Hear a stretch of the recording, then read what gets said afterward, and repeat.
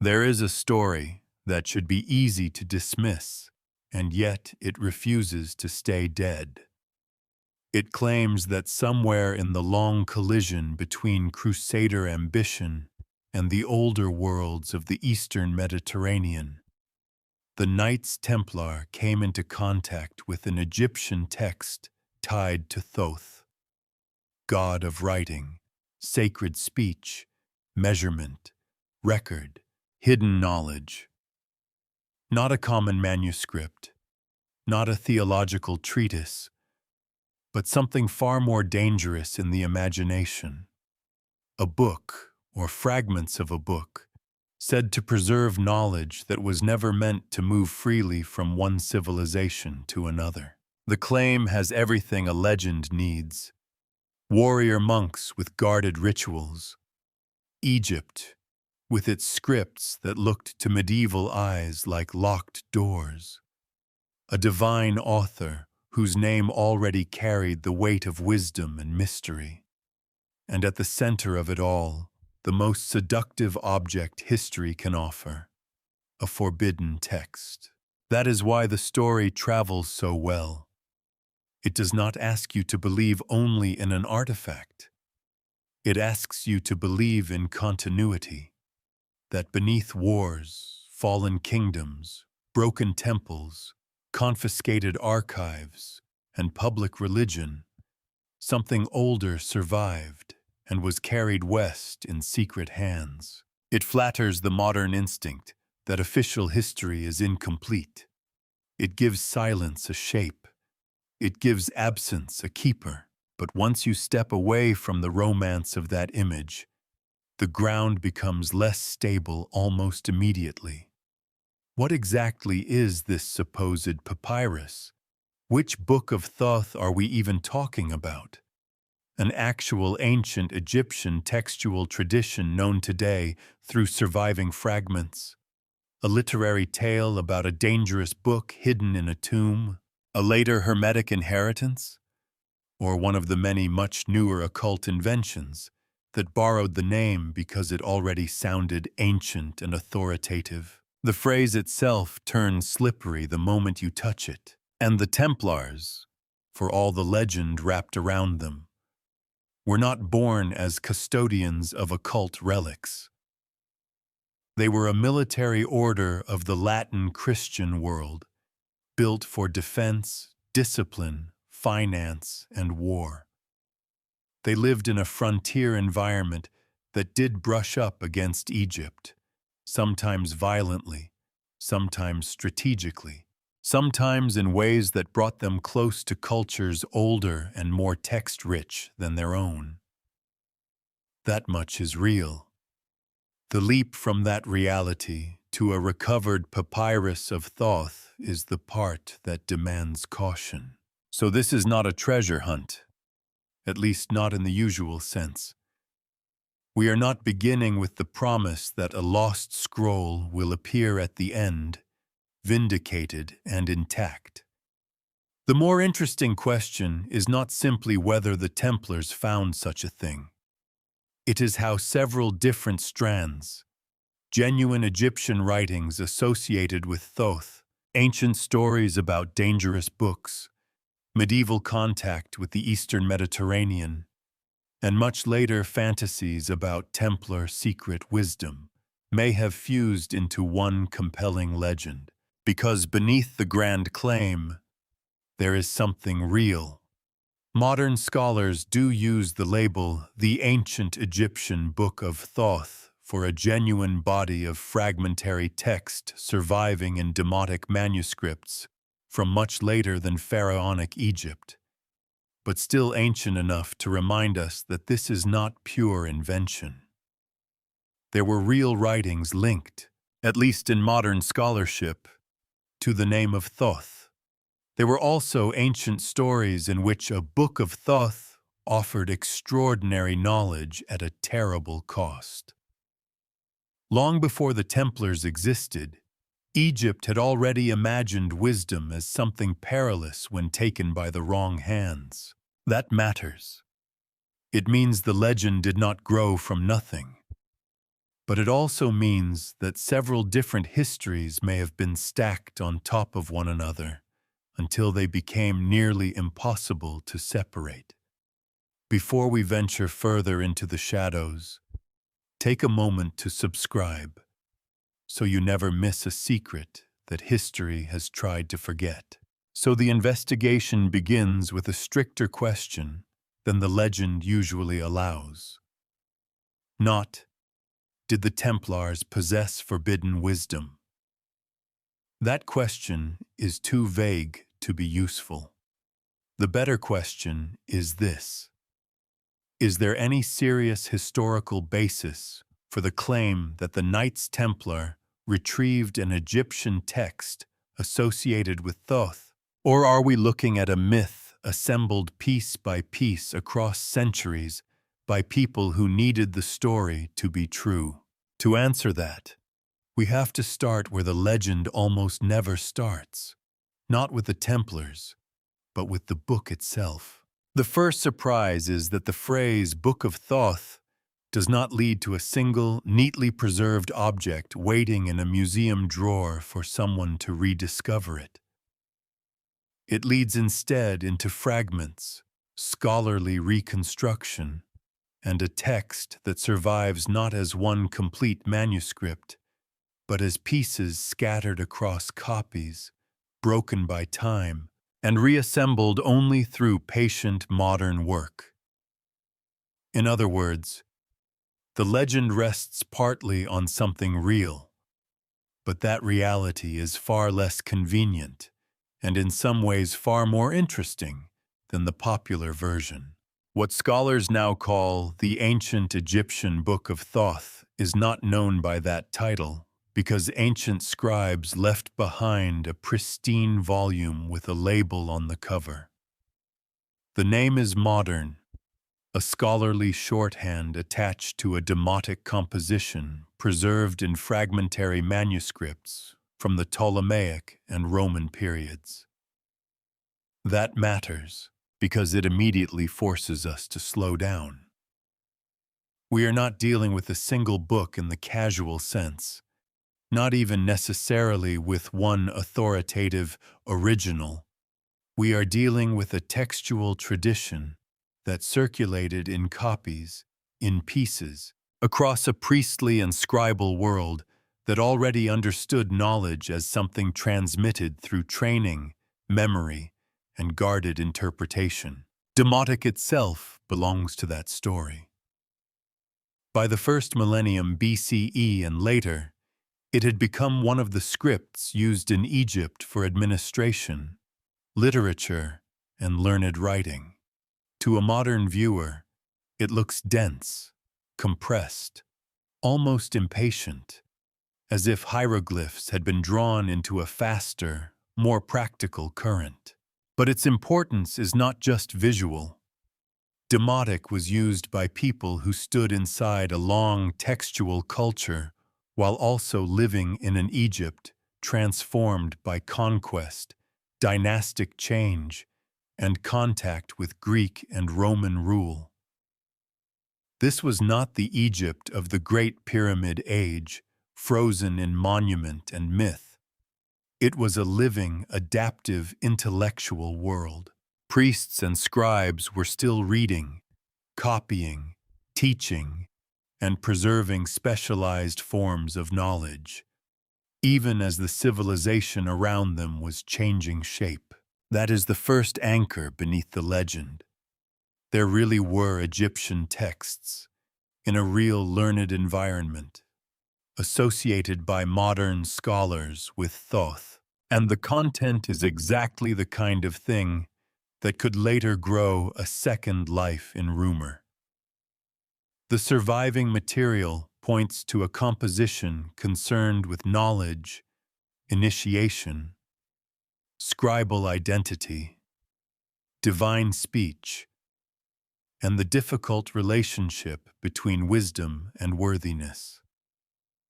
Rather than reading like a straightforward chronicle or a practical manual, it unfolds through dialogue, a structure that already gives it a slightly theatrical quality. as though knowledge were something approached through testing, instruction, and exchange. Thoth appears not simply as a decorative name attached to authority, but as a figure bound up with the transmission of insight itself. In some passages, the text seems almost to ask whether sacred knowledge can ever be separated from the discipline required to receive it. That is a very different image from the fantasy of a magical cheat code hidden on papyrus. It is slower, more intellectual, more demanding.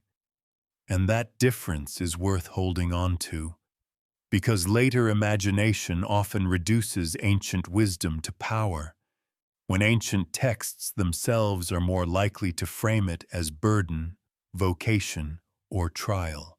The fragments also carry hints of underworld imagery and sacred geography, but not in a way that should tempt us into easy melodrama. The danger here is overreading. Once viewers hear the name Thoth, they may expect curses, invocations, spells, tomb chambers, maybe a few dramatic punishments for scholarly theft. Ancient Egyptian literature certainly knew how to tell stories like that. But the text modern scholars call the ancient Egyptian Book of Thoth seems better understood as a learned composition shaped by scribal and priestly concerns, one that treats knowledge as something elevated, structured, and guarded, not merely sensational. That makes it more credible historically, and perhaps more powerful symbolically, because now the legend changes shape. If there was never a single famous scroll labeled Papyrus of Thoth in the simple storybook sense, then what later generations inherited was not one object, but a field of associations. Thoth as author or patron of writing, Egyptian wisdom as ancient and difficult, and texts connected with him as repositories of special knowledge. Once those ideas begin to circulate outside their original setting, precision starts to erode. A fragmentary learned text can become, in later memory, a secret book. A secret book can become the book. And the book can become almost anything a later culture wants it to be. This is where the story becomes more subtle than a relic hunt. The real textual tradition gives the legend a skeleton, but not the body the legend later claims. There are genuine manuscripts, but not a neat chain leading from a temple archive to a Templar stronghold. There is a meaningful association with Thoth, but not yet proof of a portable master text moving west through Crusader hands. What we have at this stage is evidence that the name Book of Thoth belongs partly to history and not only to fantasy. That is enough to keep the mystery alive, but only if we stay disciplined about what kind of mystery it is. And once that discipline is in place, another question rises almost immediately. If there were real texts associated with Thoth, why did his name become attached not just to wisdom, but to dangerous wisdom?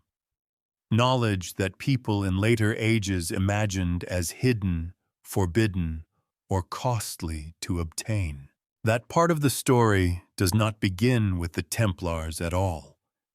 It begins much earlier, in the older psychological life of Egyptian tradition itself, where writing was never just a tool, and a book could be imagined as a threshold no one should cross lightly. By the time later ages began imagining a Book of Thoth as the ultimate prize of hidden knowledge, the groundwork had already been laid thousands of years earlier. Thoth was never a minor god waiting to be rediscovered by occult enthusiasts or medieval romantics. He was, in Egyptian thought, one of the great organizing intelligences of the cosmos, a figure bound not merely to wisdom in the abstract, but to the machinery that made order, language, judgment, and memory possible at all. That is the first thing worth understanding. When ancient Egyptians associated Thoth with writing, they did not mean writing in the casual sense of jotting down a thought before it slips away. Writing was not simply convenience. It was preservation, authority, and power. It fixed names. It recorded offerings. It measured land. It stabilized law. It preserved the dead in ritual memory. It allowed the living to speak across generations and the gods to be addressed in correct form. A deity linked to writing was therefore linked to the architecture of civilization itself, and Thoth was more than a patron of scribes seated at their desks. He was also associated with reckoning, calculation, timekeeping, divine speech, and the maintenance of cosmic balance. In one sense, he belonged to the practical world of records and measurement. In another, he touched the far more dangerous idea that reality itself might depend on correct naming, correct counting, correct recitation. That makes him a different kind of wisdom figure from the modern stereotype of a secretive magician muttering over hidden formulas. Thoth occupies a more unsettling place. He is the one who knows how things are ordered. Once a god is imagined that way, any text linked to him begins to gather an unusual charge. A scroll belonging to a war god might promise victory. A scroll belonging to a healing god might promise remedies. But a text belonging to Thoth could be imagined as something closer to access. Access to the principles beneath appearance, the rules beneath the world's surface. Even if an actual manuscript said nothing so theatrical, the symbolic authority was already there. The name did half the work. That symbolic force deepens when you consider Thoth's association with judgment and sacred record-keeping. In Egyptian religion, the keeping of records was never spiritually neutral. To write something down was not only to remember it, but in certain contexts to ratify it, to preserve it within a structure larger than any one human life. Thoth becomes, in part, the divine witness to what is said, measured, confessed, weighed. He belongs to those moments where truth is formalized. And once truth is formalized, the imagination takes an obvious next step. If such a being authored, guarded, or transmitted a book, then that book would not feel like ordinary literature. It would feel like privileged access to reality itself. This is why the legend becomes psychologically convincing, long before it becomes historically convincing. You do not need evidence of a Templar recovery to understand why medieval and later minds would find the idea irresistible. The very name Thoth offers a shortcut to authority. It compresses writing, wisdom, divine legitimacy, hidden instruction, and the thrill of restricted access into a single word. A Papyrus of Thoth sounds important before anyone knows what is actually written on it. That distinction matters, because myths often grow not from facts alone, but from the emotional logic attached to names. And Thoth was an extraordinarily fertile name. He also did not remain exclusively Egyptian in the way later readers might imagine.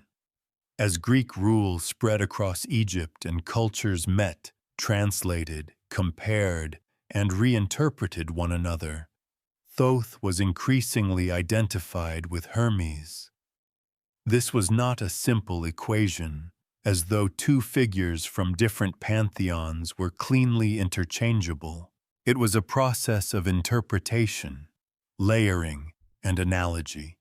Greeks looking at Egyptian religious thought saw in Thoth a being who could be aligned with their own divine messenger and patron of intelligence, language, mediation, and certain forms of knowledge. That identification matters for the later history of the myth, because Hermes had a second life in the imagination of the Mediterranean world. Once Thoth and Hermes begin to overlap, the Egyptian god of sacred writing is no longer confined to one cultural system. He enters broader currents of prestige, philosophy, esoteric attribution, and ancient authority. Over time, that overlap makes it easier for later readers to detach the name from its original setting and let it travel into entirely new frameworks. A medieval Christian military order was never likely to say, in any surviving document, that it had obtained a subtle and fragmentary demotic instructional composition rooted in a late Egyptian priestly milieu. That is not how legend works. Legend prefers compression. It takes a great divine name, strips away its difficult context, and reshapes it into a portable emblem. The Book of Thoth becomes not a scholarly problem, but a cultural magnet, and now you can begin to see why later claims about Templars, Egypt, and hidden texts feel so natural, even when the evidence remains weak. The legend does not depend only on the Templars. It depends just as much on the pre-existing belief that knowledge associated with Thoth must be unusually deep, unusually old, and perhaps not entirely safe in ordinary hands, because safety is the other half of the equation. Once a figure is connected not just with wisdom, but with judgment, secret record, and sacred speech, then knowledge linked to him does not merely seem valuable. It begins to seem restricted by nature, something guarded, something that should be approached correctly or not at all. The line between holy knowledge and dangerous knowledge can become very thin, especially in cultures that do not separate religion, writing, and cosmic order as neatly as modern people often do. So the legend's power is already visible here, before a single Templar sets foot near Egypt. Thoth is not just a divine author. He is the perfect author for a forbidden book story, because he represents the kind of knowledge that appears both elevating and risky. The sort of knowledge that promises understanding while quietly asking whether the seeker deserves it. And ancient Egypt, long before any crusader banner moved across the eastern Mediterranean, had already begun telling stories built on exactly that tension. Long before the Templars were ever imagined as keepers of secret archives, Egyptian storytelling had already worked out one of the great rules of forbidden knowledge. The most dangerous book is not the one that does not exist, but the one that exists just enough to tempt you. That is why one of the most important turns in this investigation arrives not in a crusader fortress or a ruined chapel, but in an ancient tale.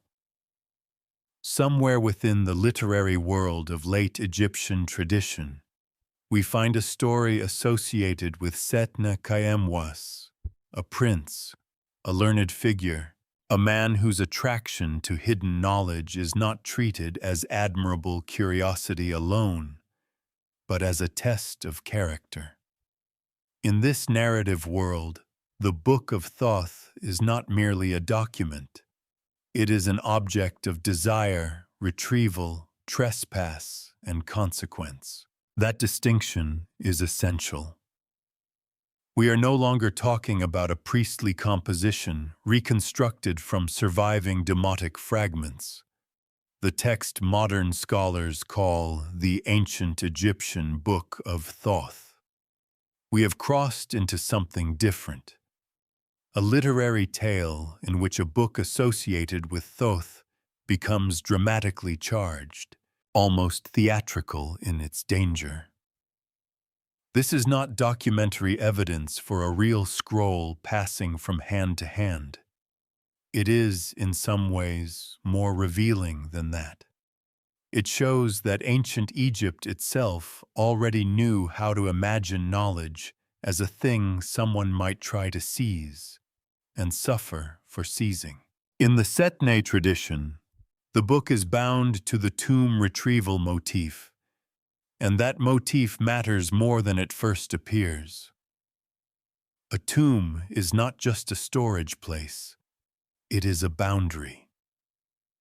To retrieve something from it is to cross a line between what is preserved and what is permitted, between memory and violation.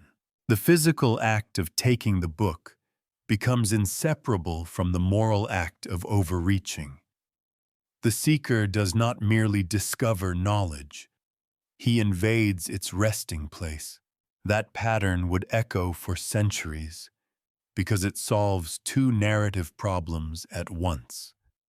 It gives forbidden knowledge a dramatic setting, and it explains why such knowledge is rare. It is rare not because no one has heard of it, but because reaching it requires trespass. Setne himself is crucial to the texture of the tale. He is not a fool stumbling into danger by accident. He has learned enough to want the book for reasons that feel intellectually serious. That makes the story sharper. It is not a simple warning against stupidity. It is a warning against the conviction that learning alone gives one the right to possess whatever knowledge exists. In that sense, the tale is almost modern. It understands that clever people are often especially vulnerable to forbidden things because they can mistake desire for entitlement. And the book promises exactly the sort of enlargement that later ages always find irresistible. To possess it is to gain extraordinary insight, extraordinary access, a widened field of power or perception. The details vary across retellings and interpretations, but the pattern is stable. The text associated with Thoth offers more than ordinary scholarship can offer. That is what makes it worth stealing, and what makes the theft fatal in moral terms, even when it is survivable in literal ones. Then comes the other half of the story: punishment, loss, humiliation, reversal. The knowledge is not neutral, and possession is not mastery. Ancient literature is full of warnings about crossing boundaries. But what gives the Setne material its lasting force is that the punishment does not feel random. It arises from the structure of the act itself. The seeker wanted more than he should have wanted, and in taking the book he misunderstood the relationship between wisdom and worthiness. This is where the legend of a Papyrus of Thoth becomes much older than any medieval order. The emotional shape of the story is already complete. There is a hidden text. It lies in a guarded place. A serious man wants it. He reaches for it because knowledge seems too precious to leave buried, and the world pushes back.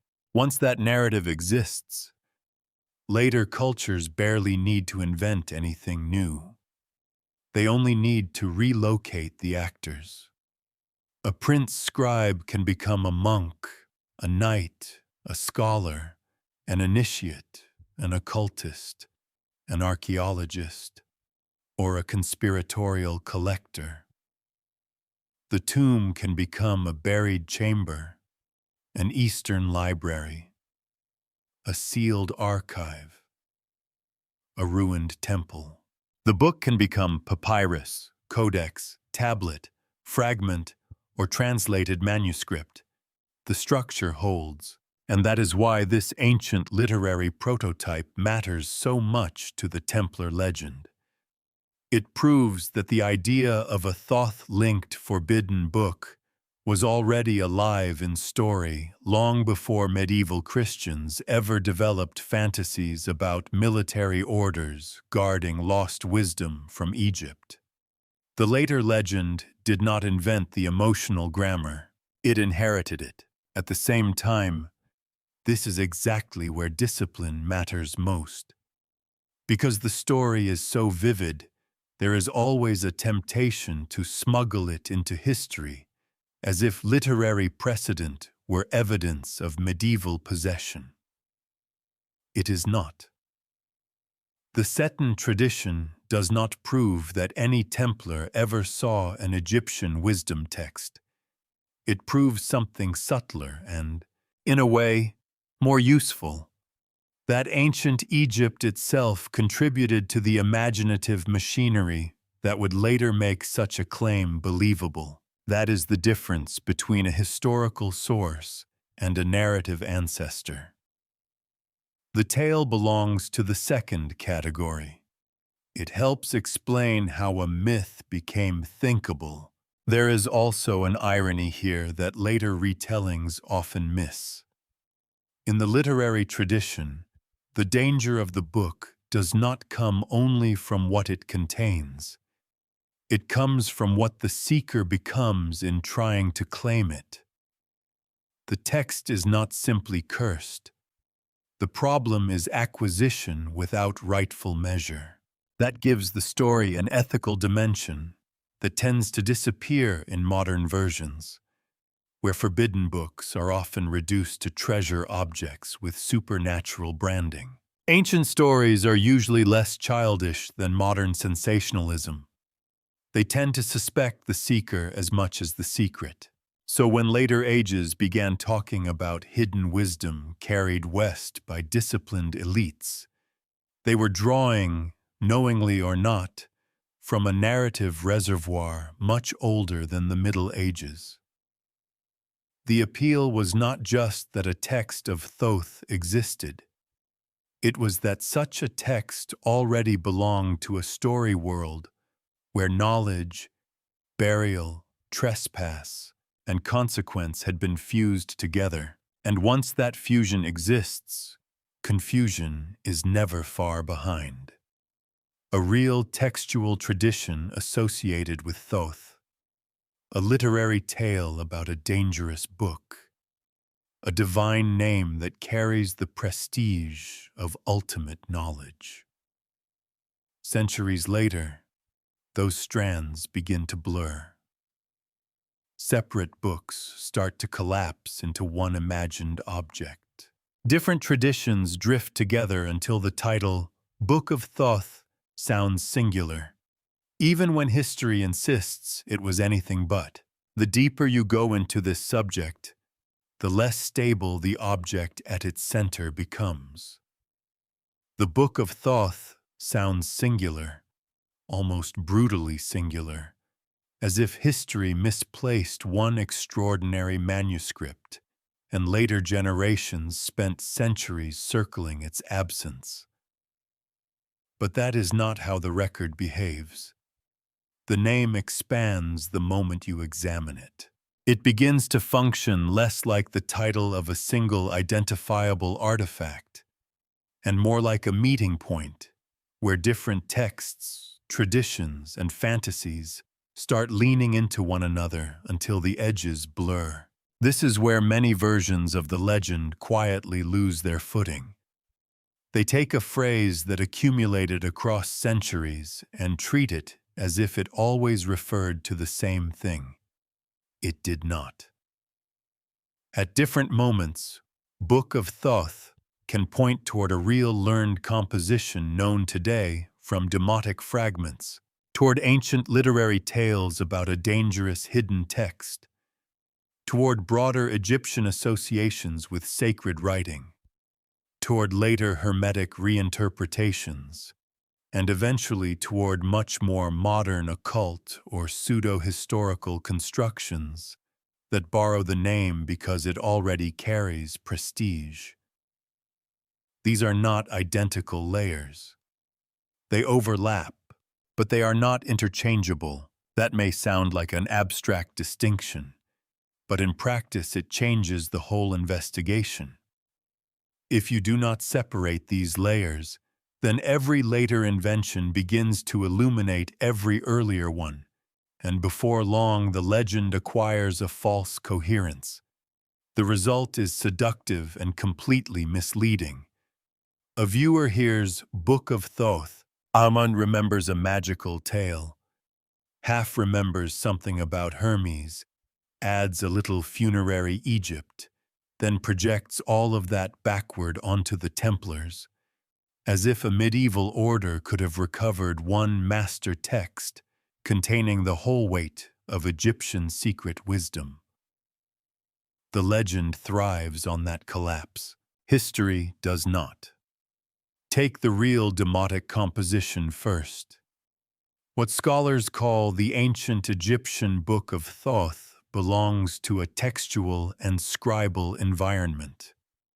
It is fragmentary, difficult, reconstructed, and rooted in priestly concerns.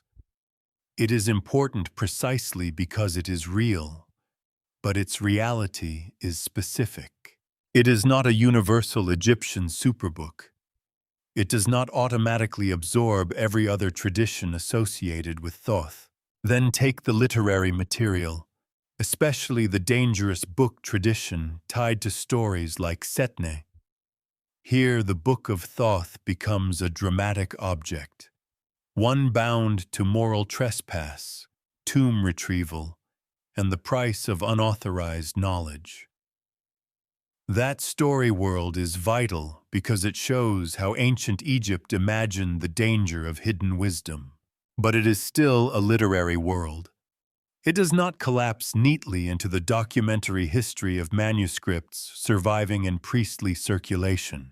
Then there are funerary texts, which later audiences often drag into the same orbit simply because Egyptian sacred book sounds like a category broad enough to mix everything together. The most famous example is the Book of the Dead, though that title itself is modern and somewhat misleading.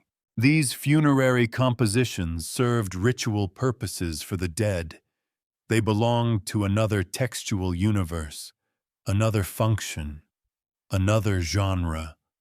To merge them with a Book of Thoth tradition just because both are Egyptian and textually sacred is like merging a court record, a philosophical dialogue, and an apocalypse, because all three happen to be written on parchment. The material overlap is not the same as identity. And then comes Hermes. Once Thoth is identified with Hermes in the Greco-Egyptian world, a new set of associations begins to accumulate. Philosophical, cosmological, initiatory, prestige-driven. Late antique and later traditions could now imagine ancient wisdom through a Hermes Thoth lens, and that lens was extraordinarily productive. But even here, caution is needed. Hermetic literature is not simply the same thing as the Egyptian textual tradition modern scholars reconstruct under the label Book of Thoth. The overlap lies in reception, symbolism, and later interpretation, not in straightforward identity. That distinction may seem fussy, but it is exactly where myths become history-shaped without becoming historical. A name can travel farther than a text. A symbolic author can gather works that were never originally one book. Over centuries, attribution itself becomes a kind of archive, And that archive only grows more unstable when modern occultism enters the room. By then, Thoth is no longer just an Egyptian god, interpreted through Greek categories. He has become a magnet for every claim about primordial wisdom, hidden teaching, ancient initiation, and lost books too important to have survived openly. That is how later works can use the name with enormous confidence while standing at a very great distance from the ancient material. The confidence is part of the problem. The older and more revered the name sounds, the less likely casual audiences are to ask whether the traditions being fused together ever belonged together in the first place. This is why the legend of a Templar recovered papyrus becomes so effective. It draws power from a confusion that feels like clarification.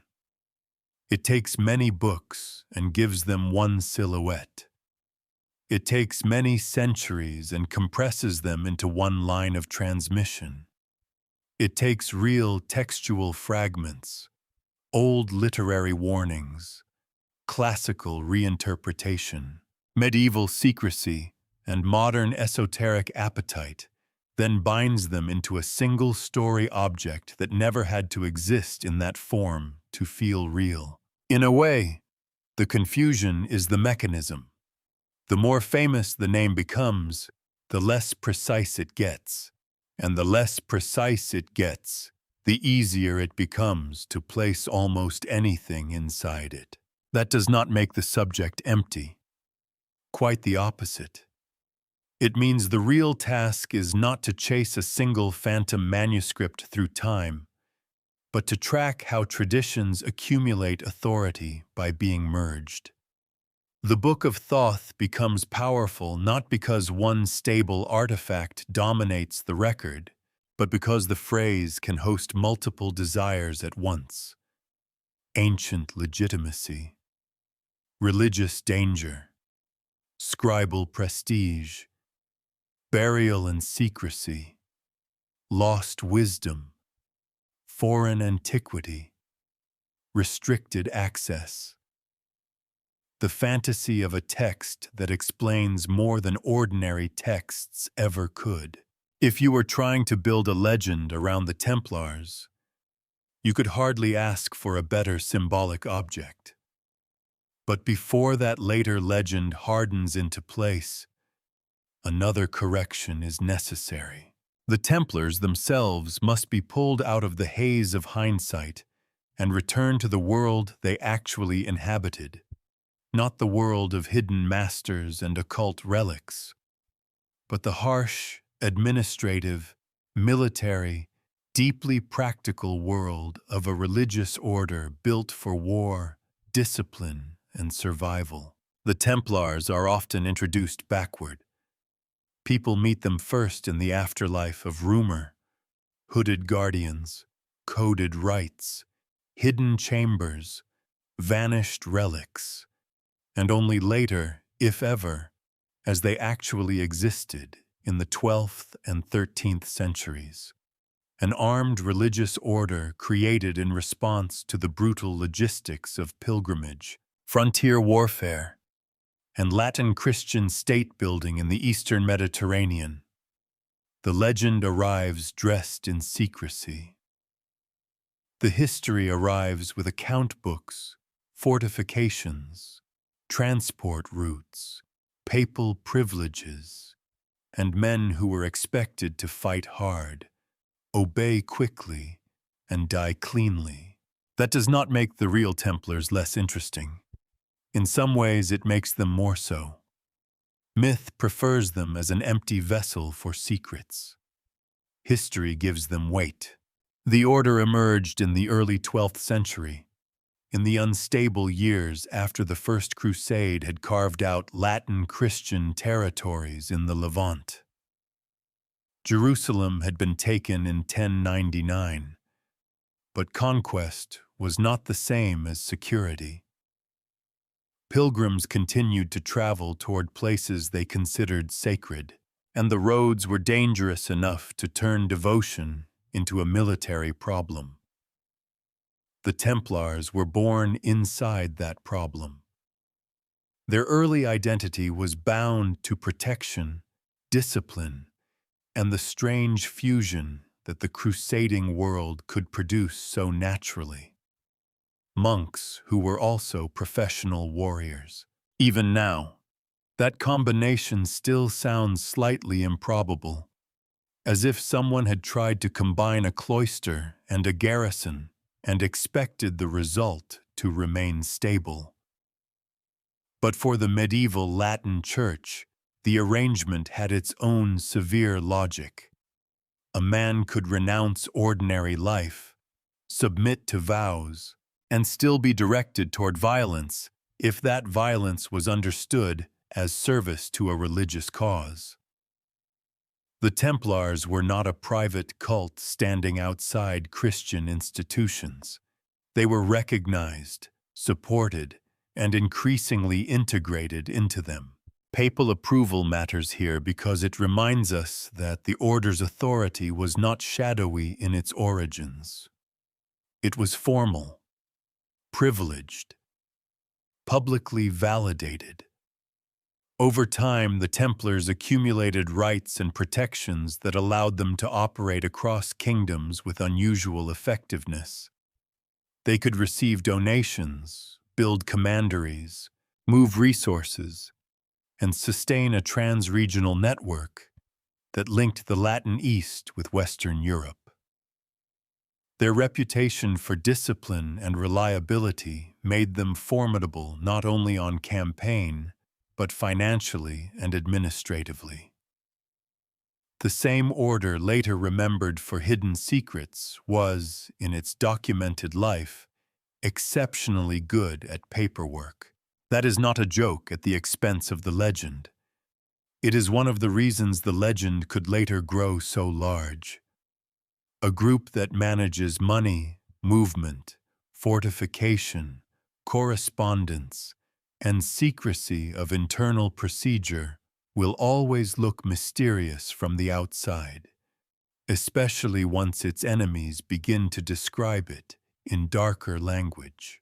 But mystery of administration is not the same thing as esoteric initiation. On the ground, the Templars served in castles, frontier outposts, convoy protection, and military campaigns across the contested landscape of the Levant.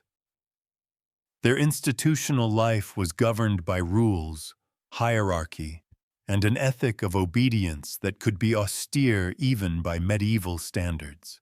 This was not a romantic order of individually questing knights wandering in search of forbidden manuscripts. It was a disciplined corporate body shaped by routine, strategy, and the repeated demands of survival in a violent border world. And that border world is what matters most for our question. Because the Templars did not live in a vacuum sealed off from older civilizations. They inhabited a region layered with Greek, Roman, Byzantine, Syriac, Arabic, Jewish, Armenian, and Islamic traditions, among others. Cities, ports, monasteries, courts, merchants, scribes, physicians, diplomats, and prisoners all moved through the same wider environment. The Templars' primary role was military, yes, but military life in the Eastern Mediterranean did not occur in cultural isolation. Even an order not designed for scholarship could not help existing inside a landscape saturated with archives, languages, and inherited antiquity. That is one reason the later legend does not feel absurd at first glance. The order was genuinely close to worlds much older than itself. It did fight in regions linked to ancient centers of learning. It did inhabit zones where objects, stories, and texts might circulate in ways far more complex than simple battlefield plunder. And yet proximity must not be mistaken for possession. To say the Templars operated in a culturally dense environment is not to say they became guardians of its deepest secrets. The distinction seems obvious, but legends survive by blurring exactly that line. It is also worth correcting another modern habit: treating the Templars as though secrecy defined them from the start. In truth, what later observers often experience as secretive may have been, in many cases, ordinary institutional privacy. Religious orders had internal rules. Military organizations kept discipline. Financial networks were not conducted in public theater for the convenience of rumor. The Templars did have initiation rituals and internal forms of governance not visible to outsiders, but that alone does not turn them into occult custodians. Medieval institutions regularly contained things outsiders were not invited to witness. Silence is not proof of hidden doctrine. It is often just administration with a locked door. Still, locked doors do matter in memory. Once the order became wealthy, powerful, and geographically widespread, it became easier for both enemies and admirers to imagine that something more than ordinary governance lay behind the facade. And once the order later collapsed with shocking speed, the absence it left behind began to invite interpretation. If a powerful body disappears, people assume it took something with it. Doctrine, treasure, archives, keys, names, a lost text perhaps. Legends are rarely born at the moment of strength. They bloom in the vacuum that follows. But before we get to that later transformation, the geography must be faced more directly. However soberly we define the Templars, one fact remains. Egypt was not a fantasy location at the edge of their world. It was a strategic reality. The Crusader states lived in the shadow of its power, feared its armies, coveted its resources, and at times moved toward it with disastrous ambition. If there is any historical pathway that keeps the Papyrus of Thoth legend from collapsing too early, it begins there, not with secret initiation, but with roads, campaigns, fortresses, and the dangerous frontier that led toward Egypt itself. For the Crusader states, Egypt was never just a distant kingdom appearing on maps and sermons. It was one of the great strategic facts of life. To hold Jerusalem or any of the Latin territories in the Levant meant living under the pressure of powers to the south and west, whose resources, population, and military weight could decisively shape the balance of the region. Egypt was not a decorative backdrop to Crusader history. It was one of its central engines. That matters because later legends about Templar contact with Egyptian secrets often sound, at first, like extravagant fantasy. In truth, the geographical premise is not absurd at all. The Templars did not need a modern occult imagination to place them near Egypt. History had already done that. The frontier itself had done it. One of the key points along that frontier was Gaza.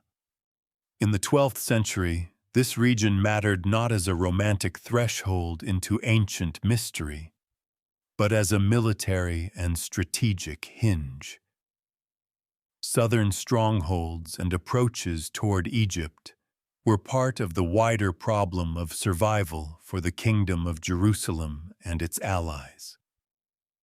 Routes, fortifications, and borderlands here were not static lines. They were zones of pressure, surveillance, and vulnerability. To operate in them was to remain aware that Egypt was close not only in space, but in consequence. And the Templars were very much part of that Eastern military environment. Their order existed to serve exactly these kinds of landscapes, places where fortification, mobility, reconnaissance, and readiness mattered more than theatrical battlefield glory. Their experience was shaped by roads, supplies, garrisons, escorts, and the constant reality that the next threat might come not from a dramatic apocalyptic clash, but from the accumulated pressure of border warfare. This gives the legend a foothold, though not the one it usually wants. If someone claims that the Templars could never have had meaningful contact with the routes, campaigns, or contested spaces that led toward Egypt, that claim is too simple. They could. They did. The military and political world they inhabited made some degree of engagement with Egyptian-facing frontiers almost inevitable. The more serious question is what kind of engagement this was. In the 1160s, Egypt became central to Crusader strategy in a way that sharpened this issue dramatically. The Latin Kingdom of Jerusalem and its allies did not see Egypt merely as a neighboring threat to be watched from a distance. They saw it as a prize, a danger, and a possible key to broader regional security. Control over Egypt, or even serious influence over its politics, promised to shift the entire balance of power in the Eastern Mediterranean. That temptation drew Crusader forces into repeated interventions and invasions. Templars participated in the wider military world shaped by these ambitions.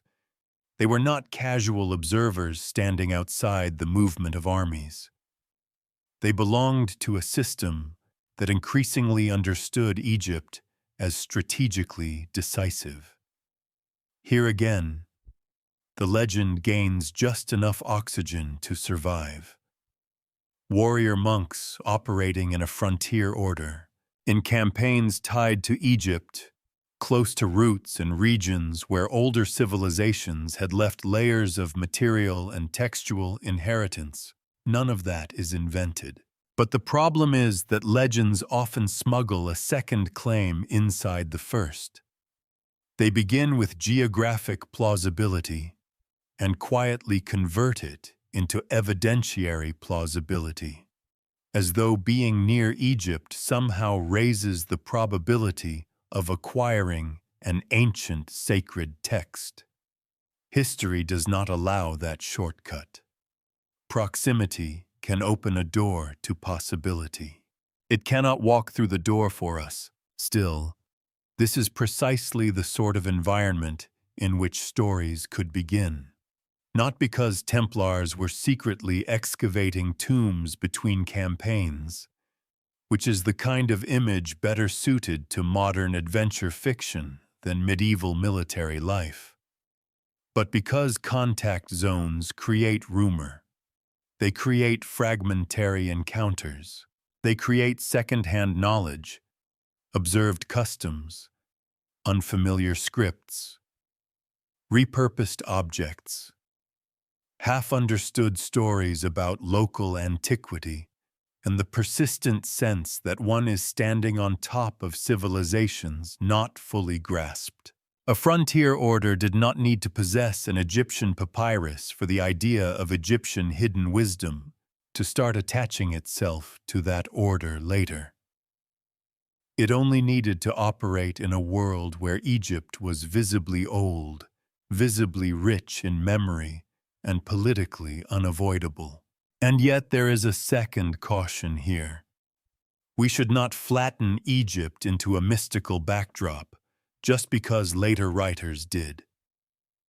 For the Crusaders, Egypt was first a state, an army, a treasury, a strategic problem. Its symbolic power in later imagination the land of hidden books and oldest wisdom, must not erase its medieval reality as a living political force.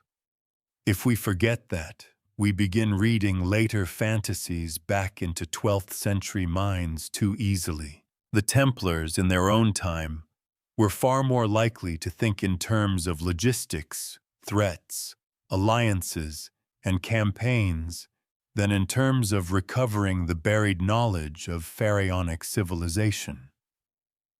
This does not make the later legend impossible, but it does change the burden of proof. Any claim that they retrieved a Thoth papyrus must account not only for geography, but for motive, mechanism, and evidence.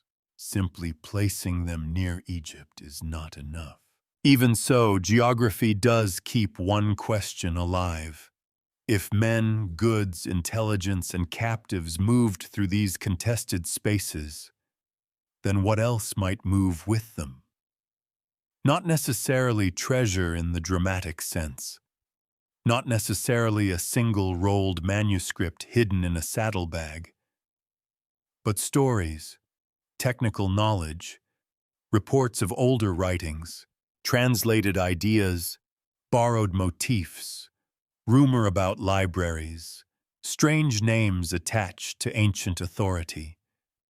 These things travel much more easily than relic legends usually admit, and that shift in scale is important.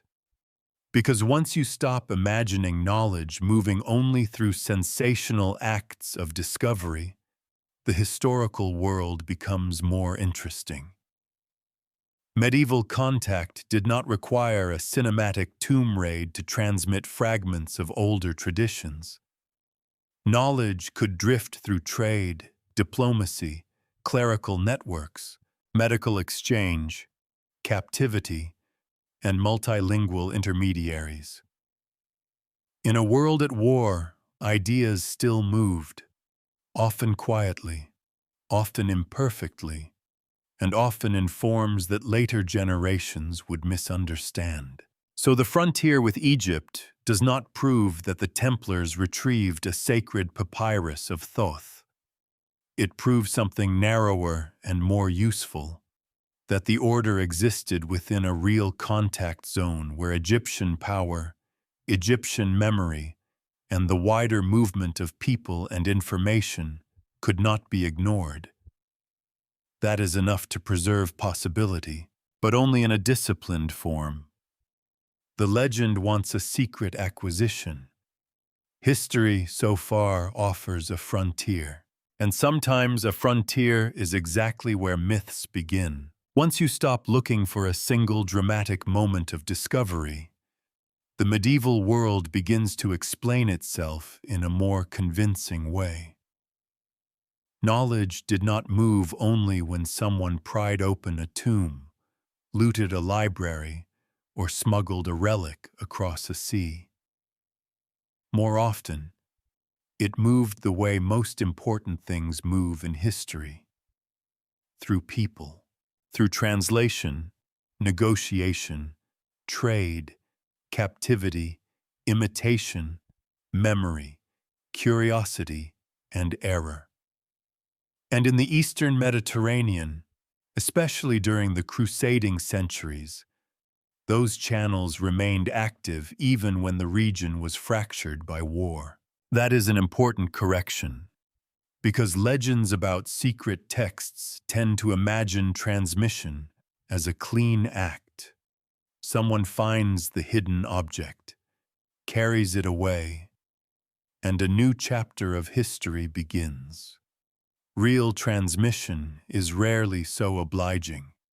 A text may travel without its authority. An idea may travel without its original wording. A name may travel long after the document behind it is gone.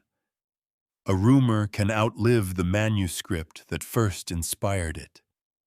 In that sense, the story of a Papyrus of Thoth becomes much more plausible once we stop insisting that the object itself had to be the thing that moved. The Eastern Mediterranean of the 12th and 13th centuries was not a sealed battlefield where civilizations only clashed. It was also a region of contact. Courts employed translators. Merchants moved between ports. Physicians crossed linguistic boundaries because illness had little interest in theology. Clergy and scholars encountered unfamiliar traditions through conversation, hearsay, and occasional texts. Diplomacy required interpretation. Captivity exposed people to worlds they had not chosen to enter. Even monasteries, which we sometimes picture as sealed containers of local tradition, could become nodes in wider networks of copying, commentary, and exchange. This does not mean that cultures mixed freely or harmoniously. They did not. War imposes hard limits, and religious difference was not a minor inconvenience in this world.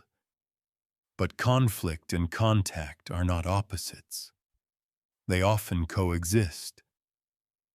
In fact, frontiers are unusually good at producing selective, uneven, and half-understood forms of exchange. The same landscape that generates violence also generates curiosity, appropriation, mistranslation, and the movement of useful knowledge. That last phrase matters. Useful knowledge.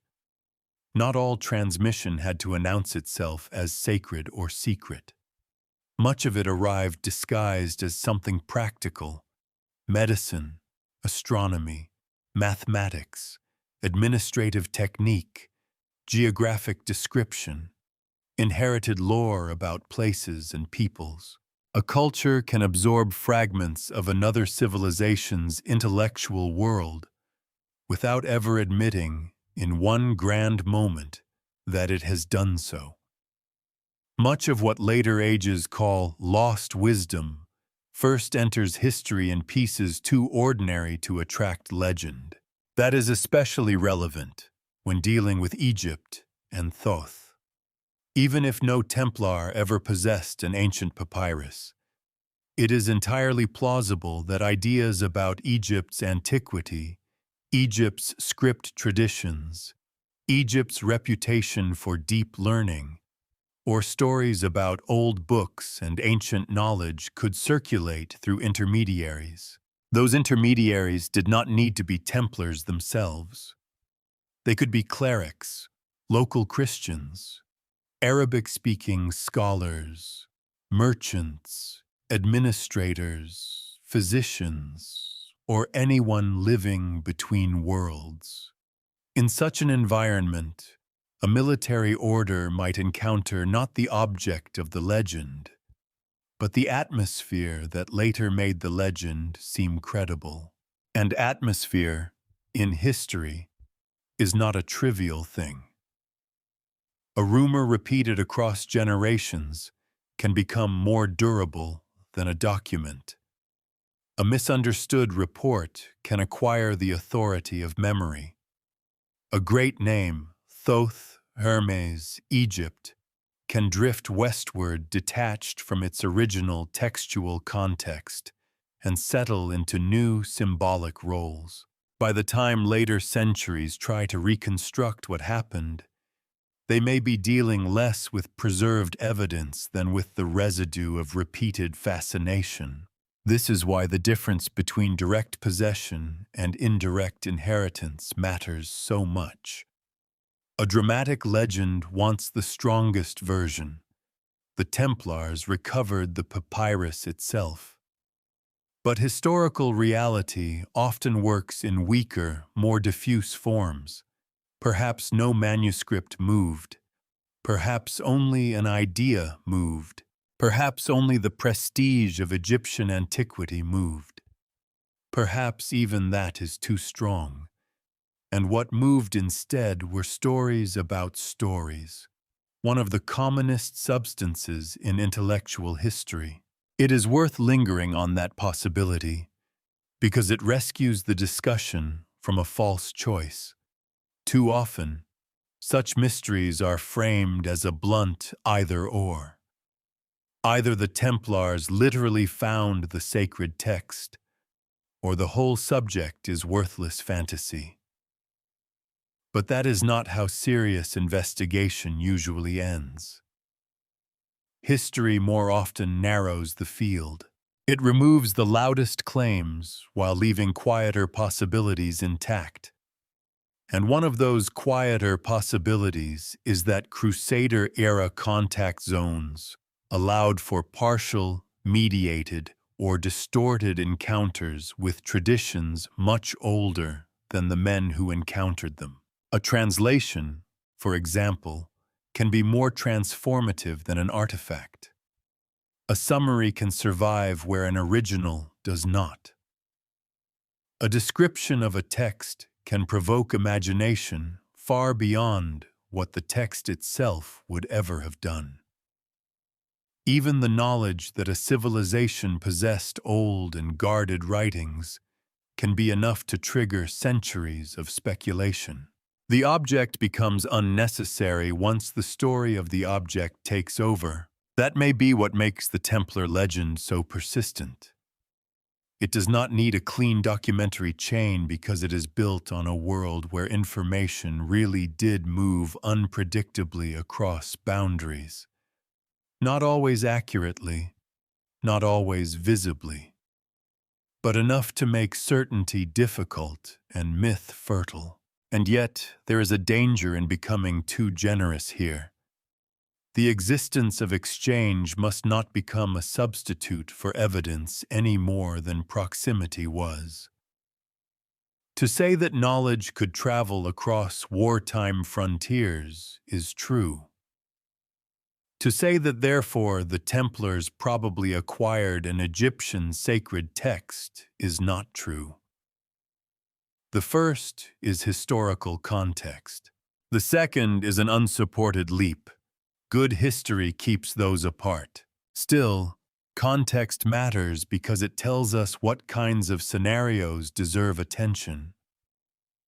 A secret tomb raid conducted by warrior monks in search of a Papyrus of Thoth belongs mostly to fiction. A more diffuse encounter with stories, names, ideas, or translated echoes of older Egyptian wisdom belongs to the realm of possibility. It may never be provable in a satisfying cinematic way, but it at least fits the actual behavior of the medieval world. So the question begins to sharpen.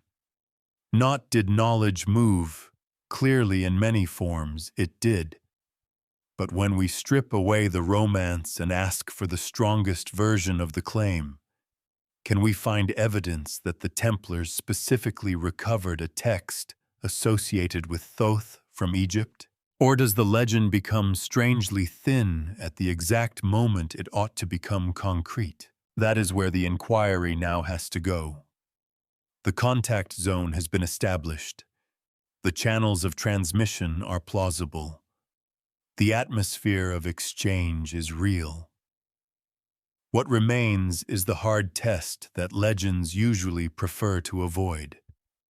When we look for the retrieval story itself, what do we actually find?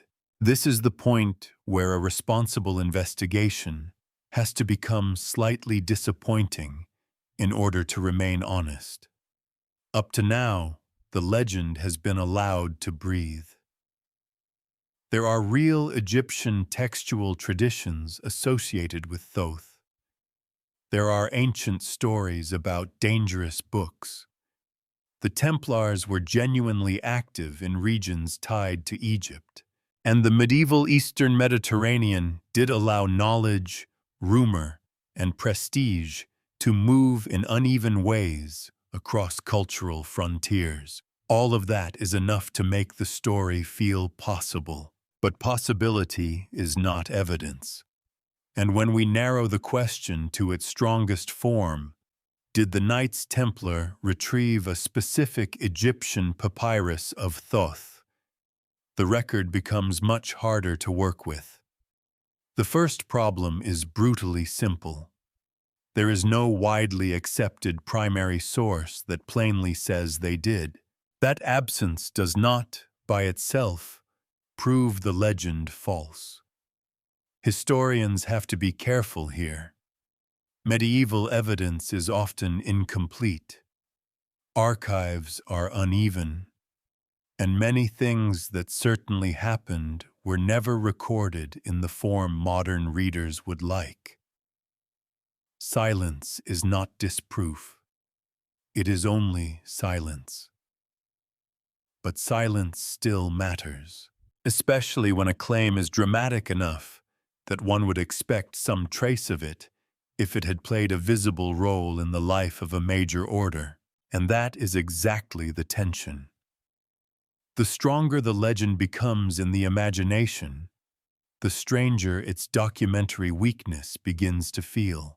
If the Templars had recovered an object later remembered as a Papyrus of Thoth, what sort of evidence might we reasonably hope to find? Not necessarily a triumphant confession, of course. Medieval military orders did not publish catalogues of every sensitive object that passed through their hands. But one might expect at least indirect signs. An early narrative linking them to Egyptian textual recovery, suspicious references in contemporary accusations, echoes in inventories, comments in hostile or admiring chronicles, or some trace in the long afterlife of Templar memory that can be securely dated close to the order's actual existence. Instead, what we largely encounter is a different phenomenon. The farther we move from the Templars' own time, the easier it becomes for secret text narratives to attach themselves to them. The order's real historical profile, wealthy, disciplined, transregional, partially closed to outsiders, suddenly suppressed, made it almost ideal for retrospective storytelling. And retrospective storytelling is exactly where the Papyrus of Thoth legend starts to feel most at home. This is one of the small cruelties of historical inquiry. The stories people most want to be true often grow most vigorous in the spaces where the record is weakest. A gap does not create truth, but it creates room. Into that room can go symbol, projection, anxiety, desire, ideological fantasy, or simple narrative convenience. The Templars have drawn all of these for centuries, so when the evidence fails to produce a clean retrieval story, the investigation should not stop at "there is no proof." That would be accurate, but shallow. The better question is why this absence did not kill the legend. Why was the lack of firm evidence not a problem, but almost an advantage? Part of the answer is that missing records flatter imagination. A documented relic can be weighed, dated, argued over, and placed in a chain of custody. An undocumented relic can become almost anything.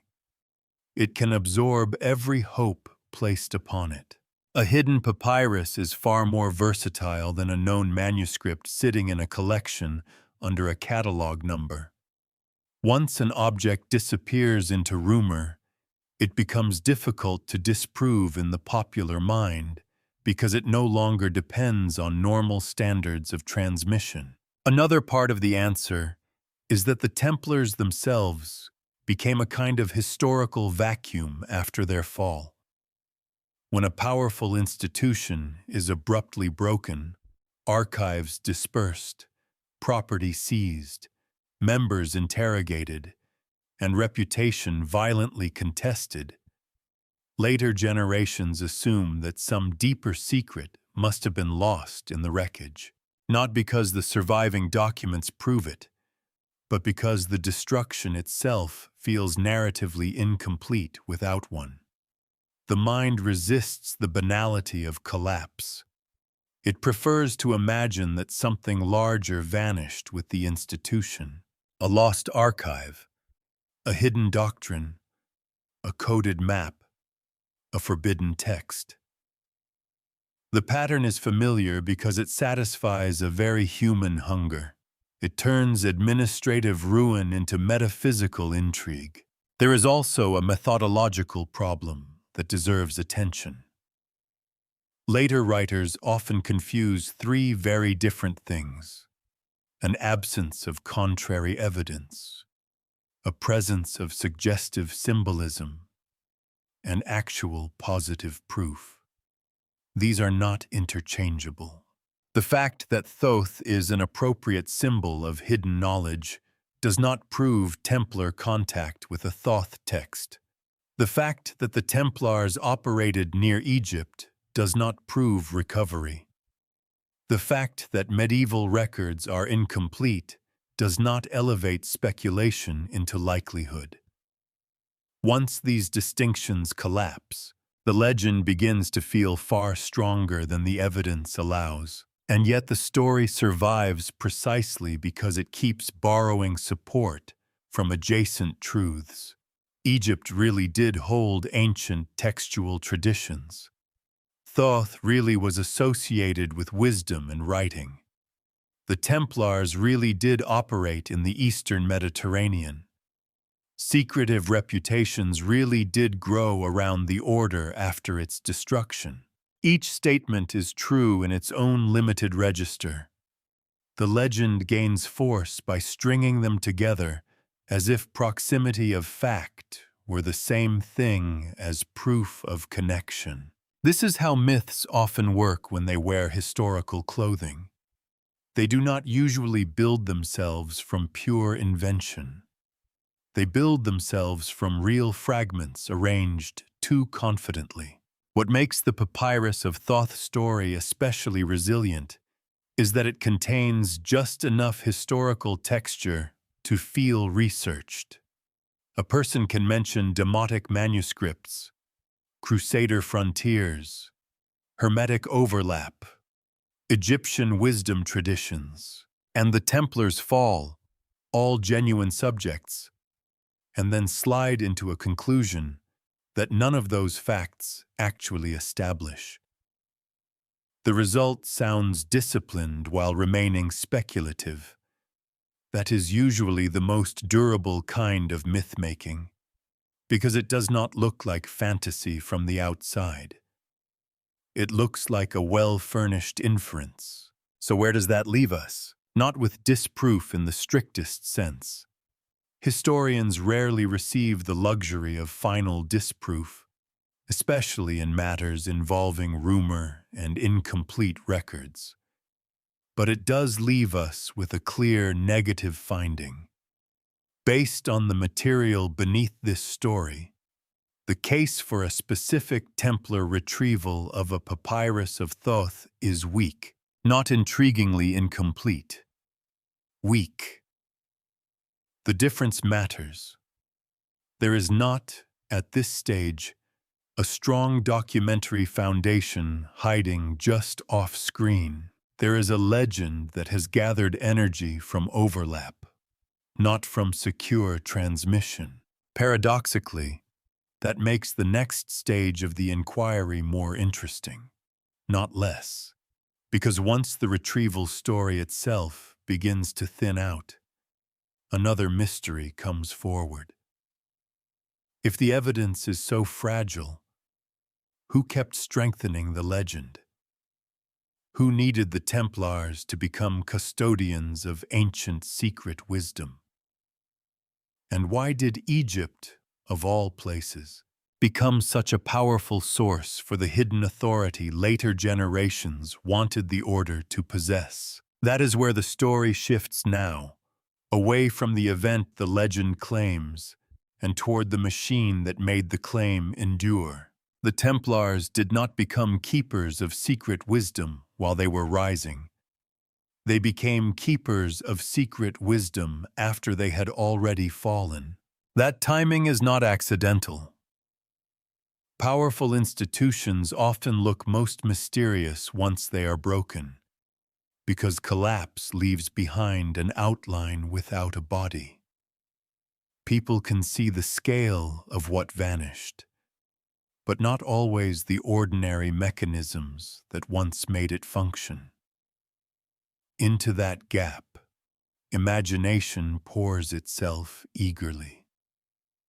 A living order with payrolls, horses, fortresses, correspondence, legal disputes, supply chains, and papal privileges may be impressive, but it is also legible. A destroyed order, stripped of its continuity and scattered across accusation, confiscation, and memory, becomes something else entirely. It becomes available for reinvention. The Templars were unusually vulnerable to this transformation because the ingredients were already in place. They were wealthy enough to provoke envy, transregional enough to seem elusive, disciplined enough to look secretive, and prominent enough that their destruction would never feel like a minor event. When such a body is struck down suddenly and publicly, people rarely accept the most administrative explanation.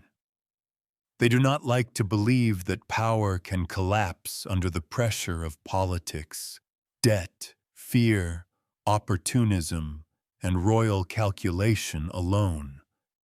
They look for the hidden layer, the concealed reason, the thing that was too dangerous to remain visible. And once that instinct takes hold, the Templars begin to attract narratives that have little to do with their original institutional life and a great deal to do with what later ages needed from them symbolically. Their suppression in the early 14th century created exactly that kind of symbolic vacancy. The charges brought against them were sensational enough to stain the order, but also unstable enough to invite reinterpretation. Accusations of heresy, scandal, irregular ritual, and hidden practices gave later storytellers a scaffolding. The collapse of the order then supplied the pathos. Wealth was seized, members were interrogated, reputations were shattered. Whatever the legal and political realities of the trials, the emotional result was clear. The Templars ceased to exist as a functioning major order, but continued to exist as an unresolved object in European memory. That unresolved status mattered enormously. A group that vanishes under public suspicion is almost guaranteed to be reimagined. Some later observers will preserve the official accusations. Others will reverse them. Still others will transmute them. The Templars could become heretics, martyrs, guardians, conspirators, initiates, victims of envy, or custodians of lost truth. Different centuries selected from that menu according to taste, but the common element remained the same. The order had become large enough in memory that ordinary explanations no longer felt satisfying. This is one reason secret knowledge legends adhere so easily to fallen institutions. Secrecy itself becomes retroactive. Internal discipline becomes hidden doctrine. Financial complexity becomes coded mastery. Political destruction becomes evidence that the institution knew too much. A later audience, encountering only fragments and rumors, begins mistaking the conditions of institutional life for signs of esoteric depth. That process is especially powerful when an order combines religion and force. A monastic rule already implies restricted practice, hierarchy, initiation, and obedience. Add arms, castles, and international reach, and the order begins to look, from a distance, like something designed for concealment, even when most of its actual energies were directed toward war and administration. The Templars did not need to possess forbidden wisdom for later generations to imagine that they did. Their organizational form already made the fantasy feel plausible. And then there is the effect of confiscation. When wealth is seized and archives are dispersed, absence begins to generate narrative pressure. People assume, not entirely irrationally, that whatever is most important is the very thing that would not survive in ordinary record. Missing objects become more glamorous than extant ones. Missing documents become more meaningful than preserved ones. A destroyed order invites the suspicion that something vital escaped the net. This is where legend becomes opportunistic. It begins scavenging. One tradition offers the image of a hidden book. Another offers Egypt as the land of primordial depth. Another offers the Templars as disciplined men who lived behind institutional walls. Another offers a dramatic fall that implies unsolved residue. The myth does not need these traditions to belong together originally. It only needs them to become useful to one another. That is why the Templars' posthumous career matters more to this legend than much of their actual operational history. As long as they were functioning within a known ecclesiastical and military world, they were constrained by records, roles, and context. Once they passed into the realm of retrospective fascination, they became radically more flexible. They could be plugged into older mysteries and newer fantasies with equal ease. And not every later age did this in the same way. Some were drawn to the Templars because they seemed like symbols of purity betrayed by power. Others found them useful as symbols of hidden authority, a lineage outside official religion, or a vehicle for anti-institutional suspicion. The point is not that all later stories are identical. The point is that the order became narratively available. Its downfall made it porous. That porosity explains a great deal about why the Papyrus of Thoth legend did not need strong medieval evidence to survive. By the time such a legend reaches maturity, it is no longer sustained by archival strength. It is sustained by symbolic fit. The Templars feel like the kind of people who should have found something.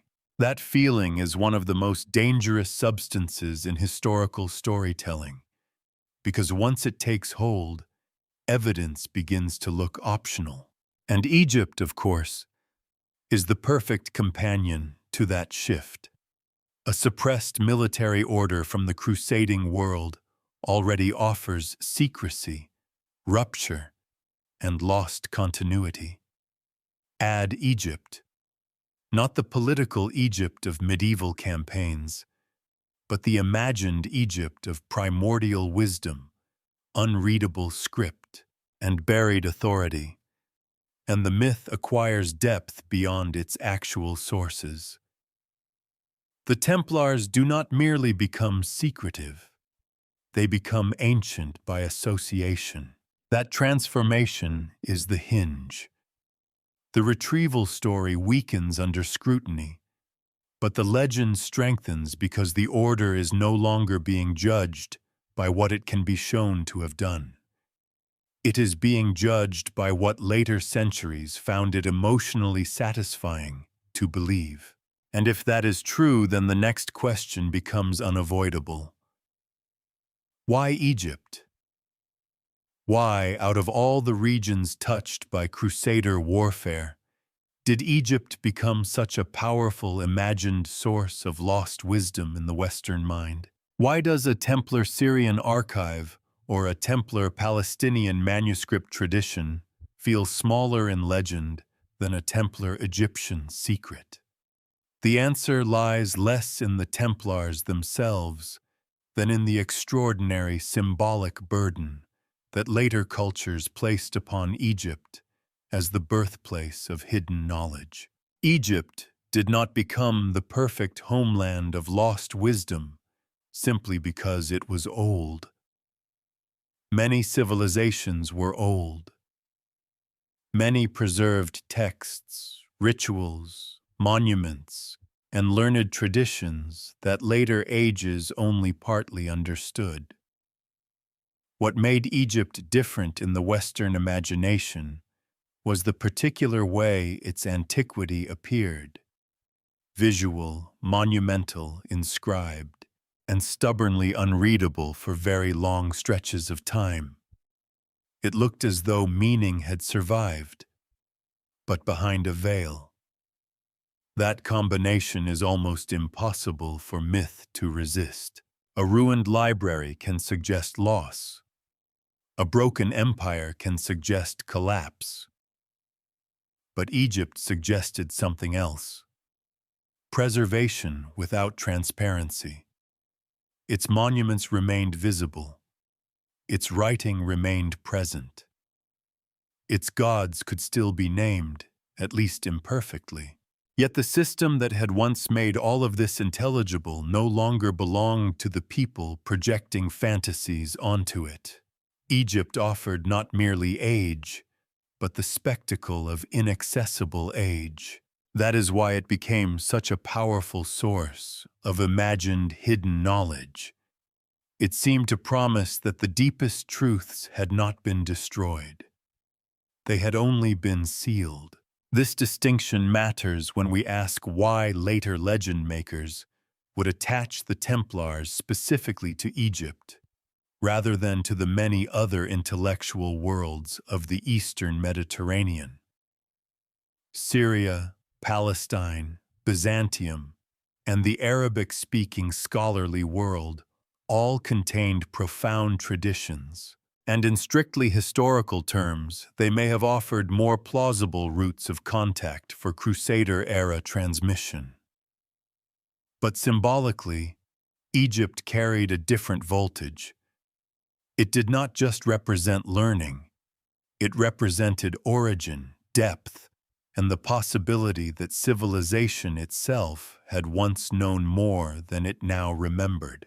That is a far stronger mythic fuel than proximity alone. Egypt also had another advantage in the imagination: script.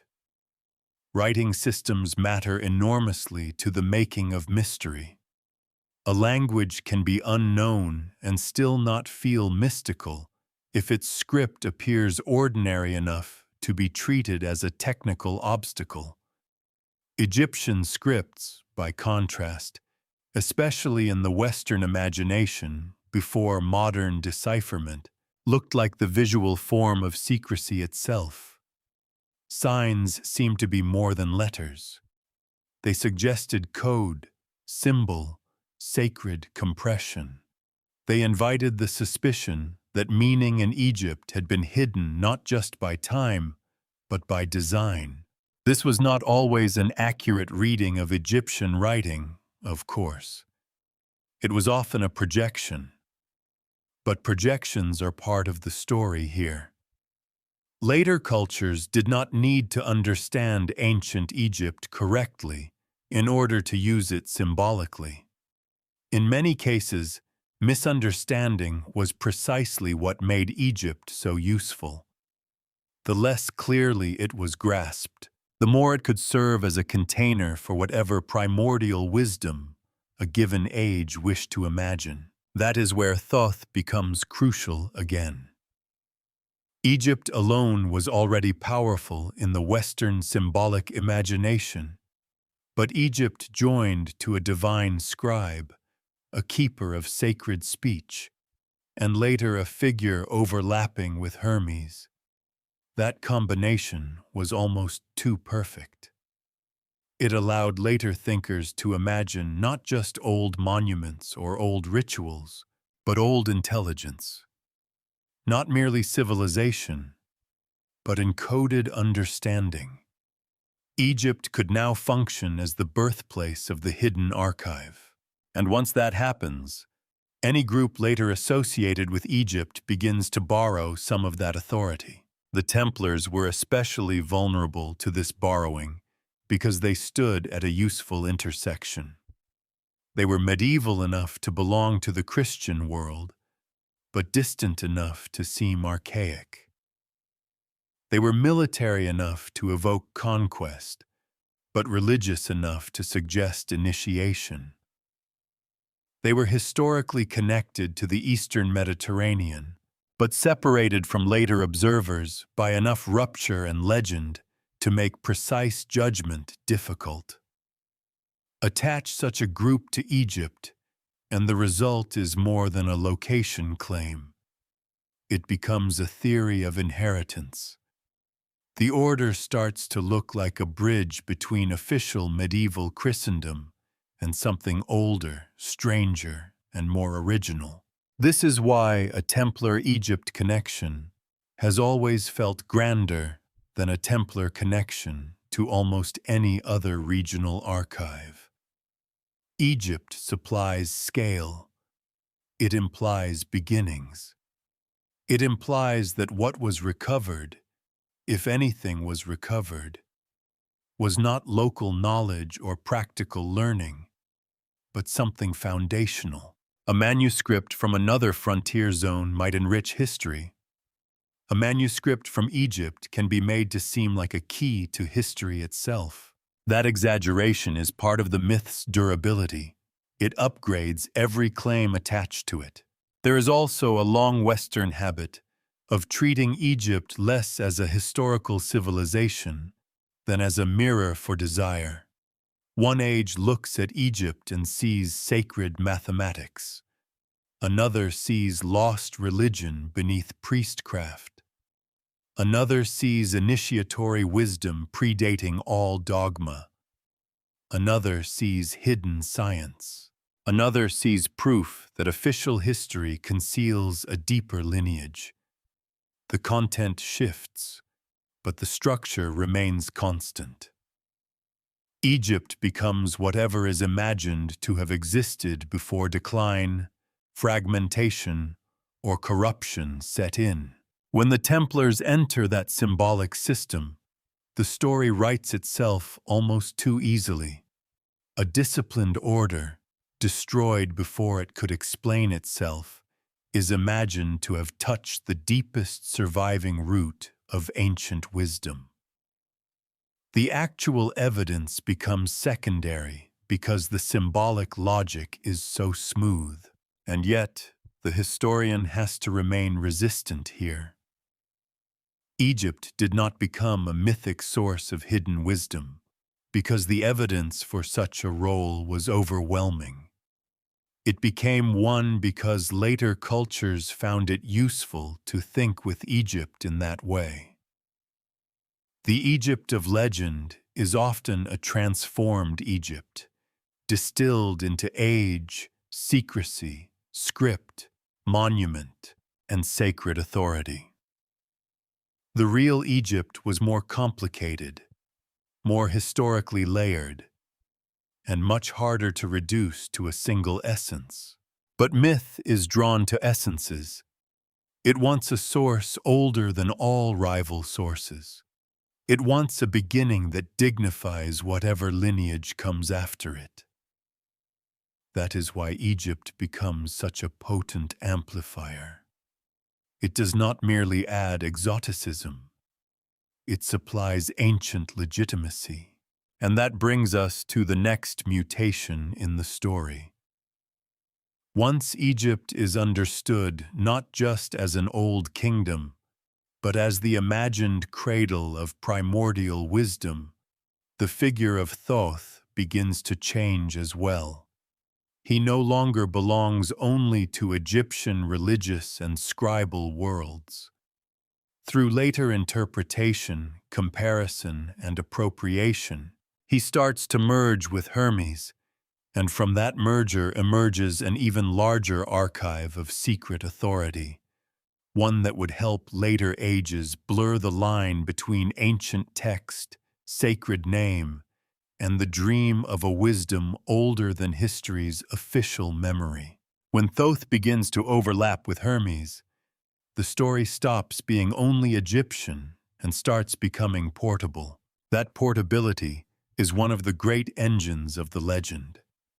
A god rooted in Egyptian religion, priestly learning, and sacred writing is gradually interpreted through Greek categories, and in that act of interpretation he acquires a second life.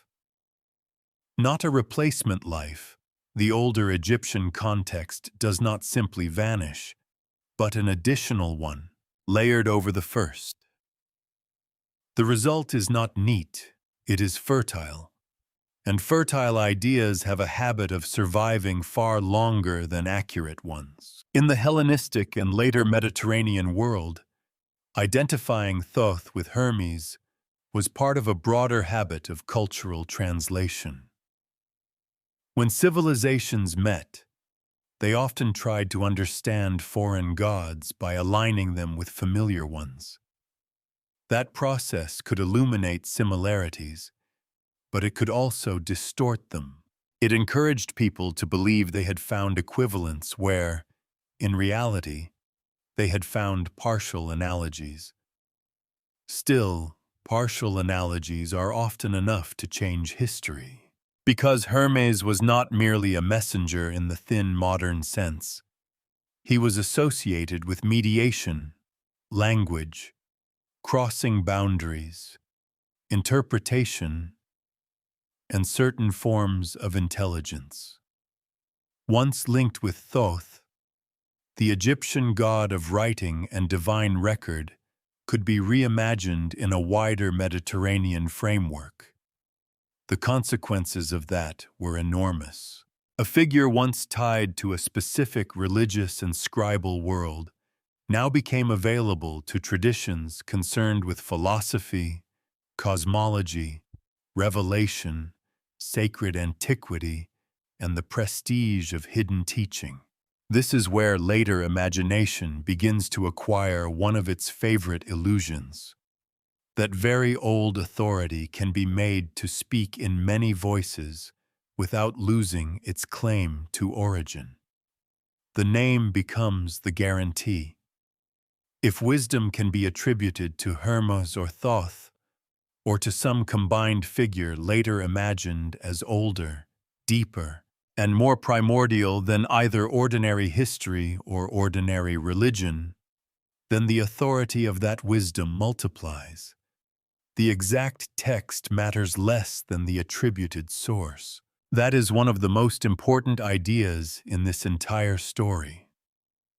A book does not always become culturally immortal because it survives intact. Sometimes it becomes immortal because the name attached to it survives, expands, and begins collecting texts, legends, and systems of thought that were never originally one thing.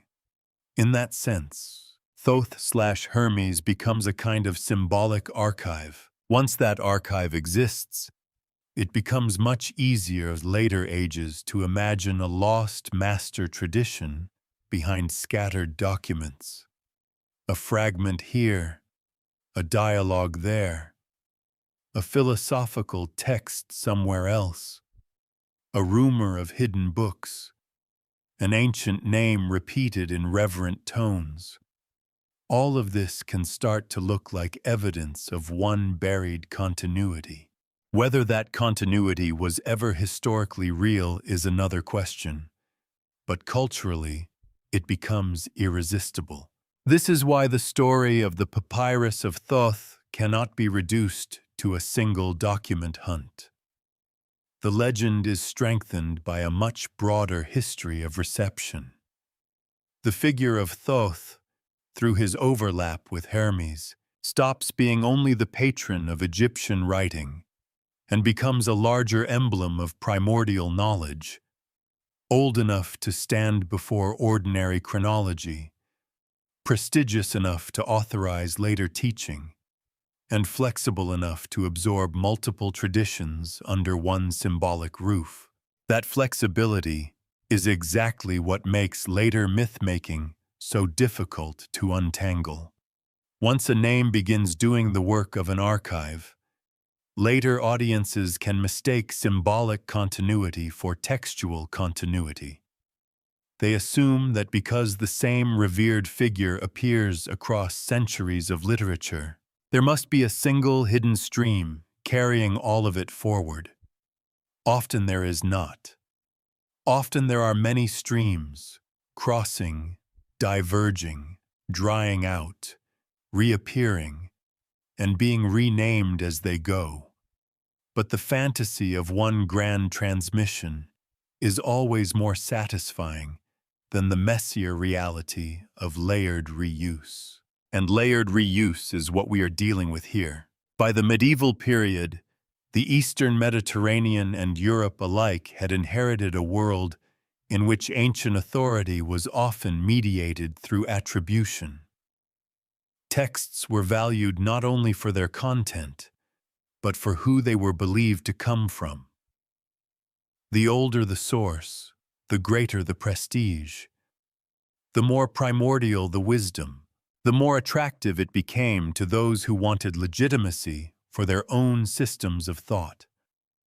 In such an environment, attaching material to an ancient sage or divine intermediary was not a minor decorative gesture. It was a claim about the age and authority of the knowledge itself. That helps explain why the Templar legend did not need a securely preserved papyrus to become persuasive.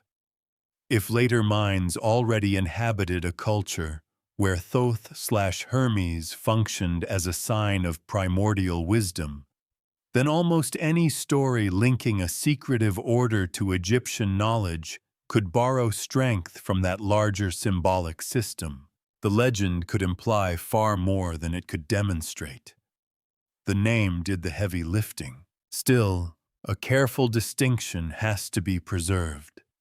The growth of Hermetic and Thoth-related prestige in later thought does not prove Templar possession of a text.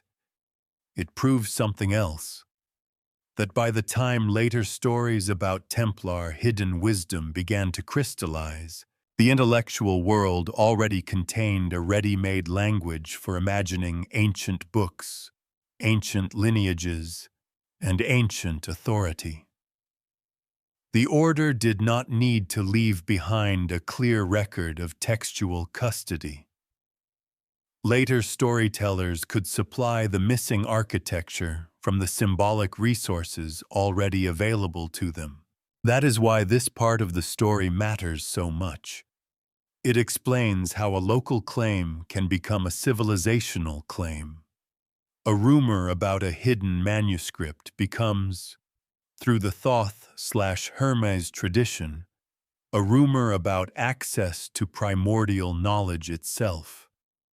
The scale expands dramatically. What may once have sounded like an exotic relic now begins to sound like a key to the origins of wisdom. But legends are never sustained by symbolism alone. At some point, they also have to contend with material reality. If a papyrus truly existed and truly traveled, then it was not only an idea or a name. It was an object, fragile, vulnerable, dependent on conditions of survival that are much less romantic than the myths built around it. And that raises a question the legend rarely wants to face in concrete terms. What would it actually mean for an ancient Egyptian papyrus to survive, be recovered, and make its way into medieval hands? Not symbolically, physically. Legends prefer durable objects. History is less accommodating. If we are going to take the idea of a Templar retrieved Papyrus of Thoth seriously, even as a hypothesis, then sooner or later we have to stop treating the papyrus as a glowing symbol and start treating it as what it would actually have been. A physical manuscript made from a delicate material, dependent on climate, storage, handling, copying, and plain luck. That change in perspective is useful because fragile things impose discipline on imagination. A secret text sounds almost indestructible in rumor. An ancient papyrus is anything but. Papyrus survives best under very particular conditions. Dryness helps. Stable burial or protected storage helps.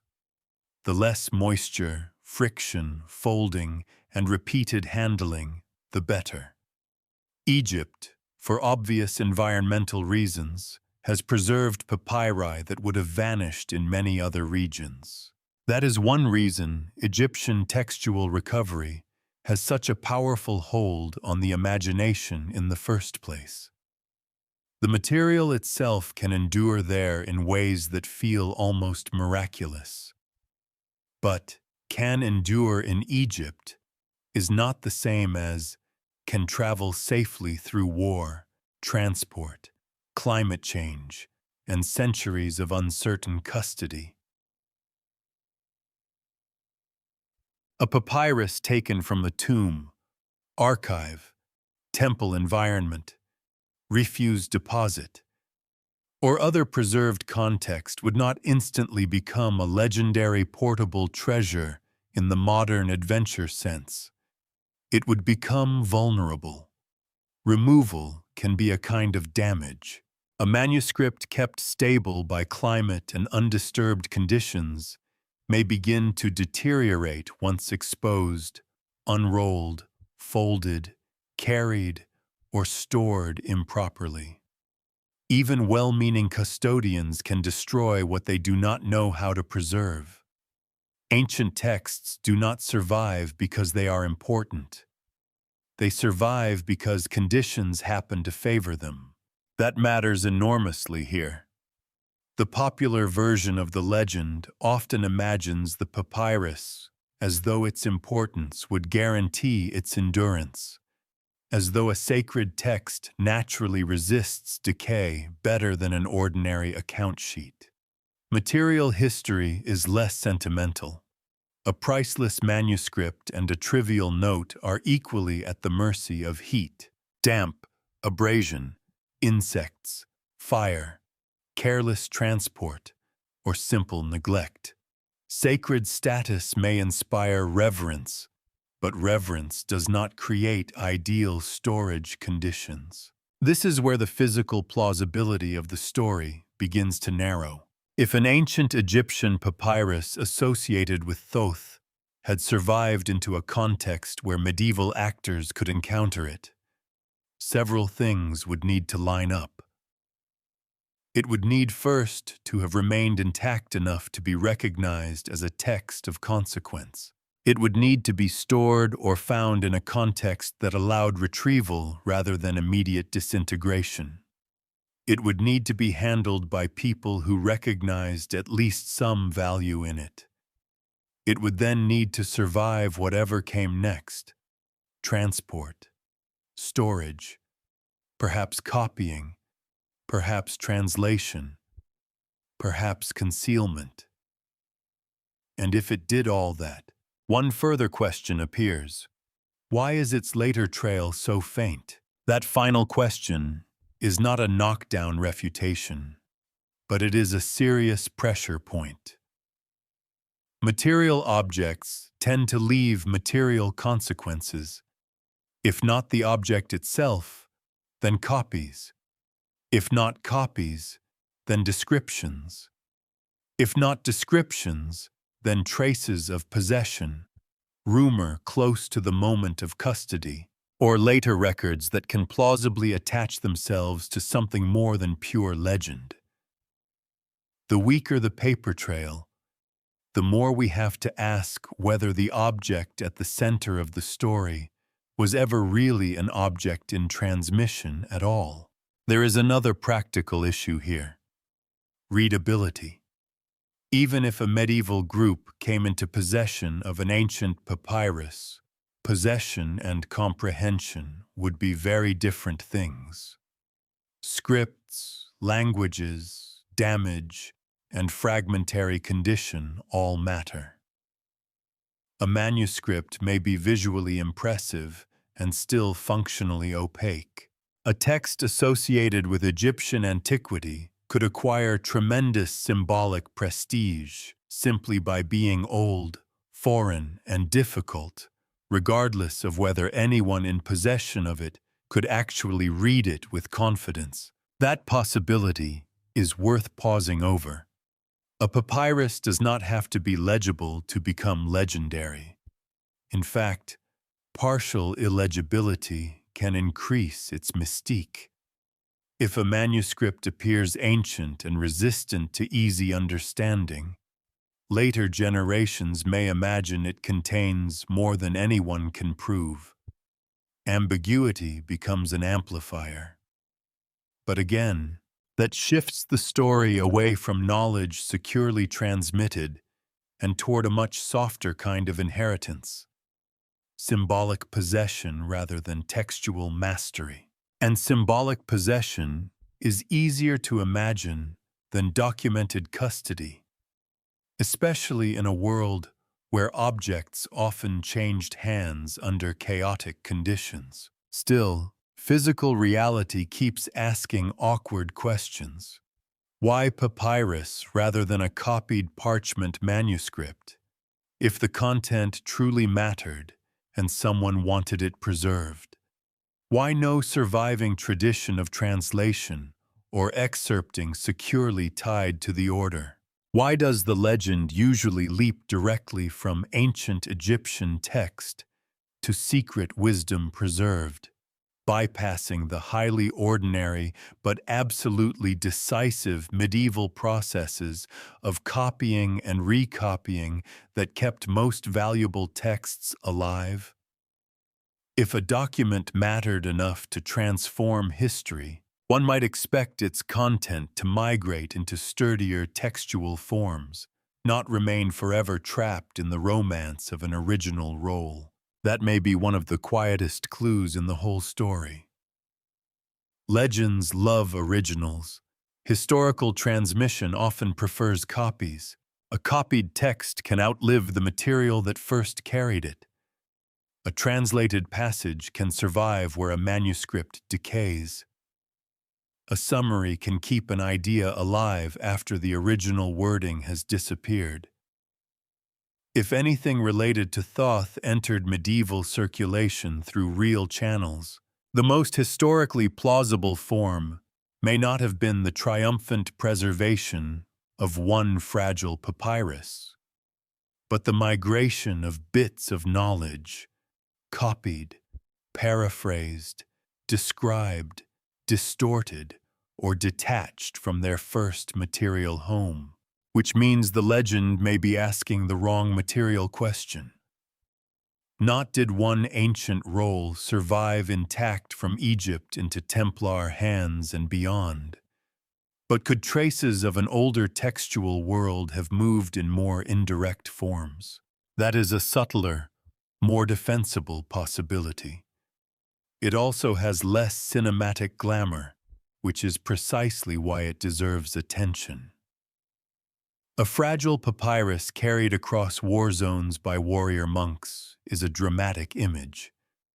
A report about an old text, a partial copy, a translated excerpt, or a rumor about sacred Egyptian writings is much less dramatic, but far closer to the way historical knowledge often travels. So the material test does not make the legend impossible in the absolute sense. History rarely grants such clean endings. What it does is expose the cost of the strongest version. A literal papyrus retrieval demands a chain of survival and custody that is hard to demonstrate and physically difficult to imagine in stable form. The weaker, mediated versions of the story, transmission by report, excerpt, translation, or rumor, fit the behavior of manuscripts and human memory much better, and that leaves us with a more precise set of possibilities than the legend usually allows. Perhaps there was a real object. Perhaps there was not. Perhaps what traveled was not a papyrus at all, but only knowledge that someone later clothed in papyrus language, because original artifacts make stories feel heavier. To move further, we have to stop asking one broad yes or no question and begin separating the different levels of plausibility hidden inside the claim. By this point, the investigation no longer benefits from a simple verdict delivered too early. Yes would be careless. No would be cleaner, but still slightly cruder than the evidence deserves. What the story really needs now is sorting. Not all versions of the claim stand on equal ground, and one of the easiest ways to be misled is to treat every possibility as though it carried the same weight. So instead of asking whether the Templars retrieved the Papyrus of Thoth, it helps to ask what that sentence could actually mean. At the strongest end of the spectrum is the most dramatic version, the one legends prefer because it gives the imagination something solid to hold. In this scenario, the Templars, directly or through agents, recover an actual ancient Egyptian papyrus associated with Thoth, a specific object, materially old, physically transported, and in some meaningful sense retained within their custody. This is the version that tends to appear, whether explicitly or by implication, in the more sensational tellings. It offers the romance of direct contact.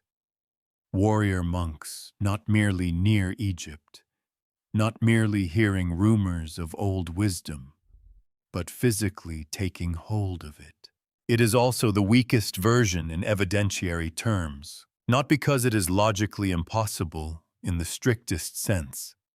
History is full of improbable survivals, but because it demands the longest and least supported chain.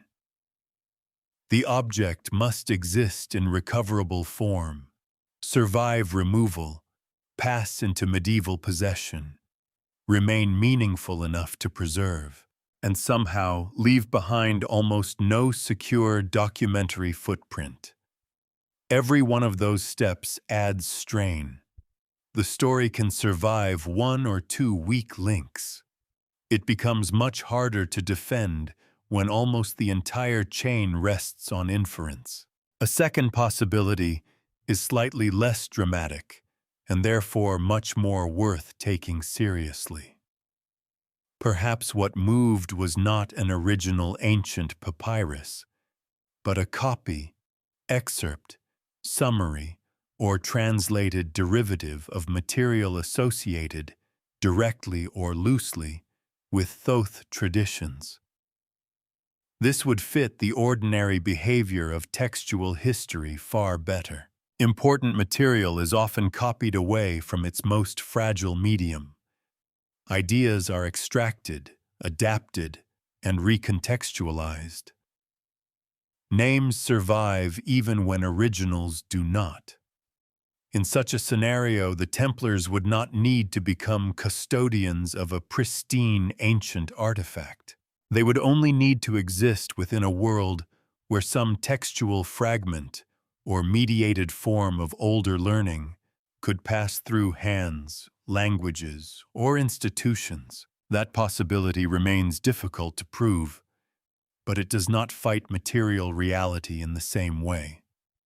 It also better fits the medieval habit of transmission through copying rather than fetishizing untouched originals. If something meaningful from older Egyptian wisdom traditions entered broader circulation, a copied or reframed form is much more plausible than a single miracle roll surviving intact as legend prefers to imagine it. Then there is a third level, weaker in its claim, but stronger in its compatibility with how ideas often spread. Perhaps what circulated was not a text, not even a copy, but knowledge about Egyptian wisdom literature. Reports, stories, names, descriptions of hidden books. vague awareness that Egypt possessed ancient writings linked to deep or dangerous knowledge. This kind of transmission sounds unsatisfying, only if one expects history to behave like fiction. In reality, second-hand knowledge is one of the most powerful vehicles of myth formation. Entire traditions have been built on less. A crusader order, clerical network, or frontier community did not need to possess a manuscript in order to become associated with one later. It only needed to inhabit a world where rumors of antiquity, sacred books, and old civilizations circulated unevenly.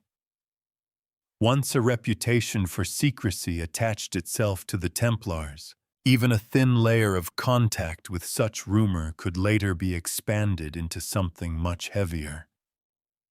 This version of the story would not make them readers of the papyrus. It would make them plausible recipients of the atmosphere surrounding it. And then there is the final possibility, the one the evidence increasingly points toward when the stronger claims are stripped away.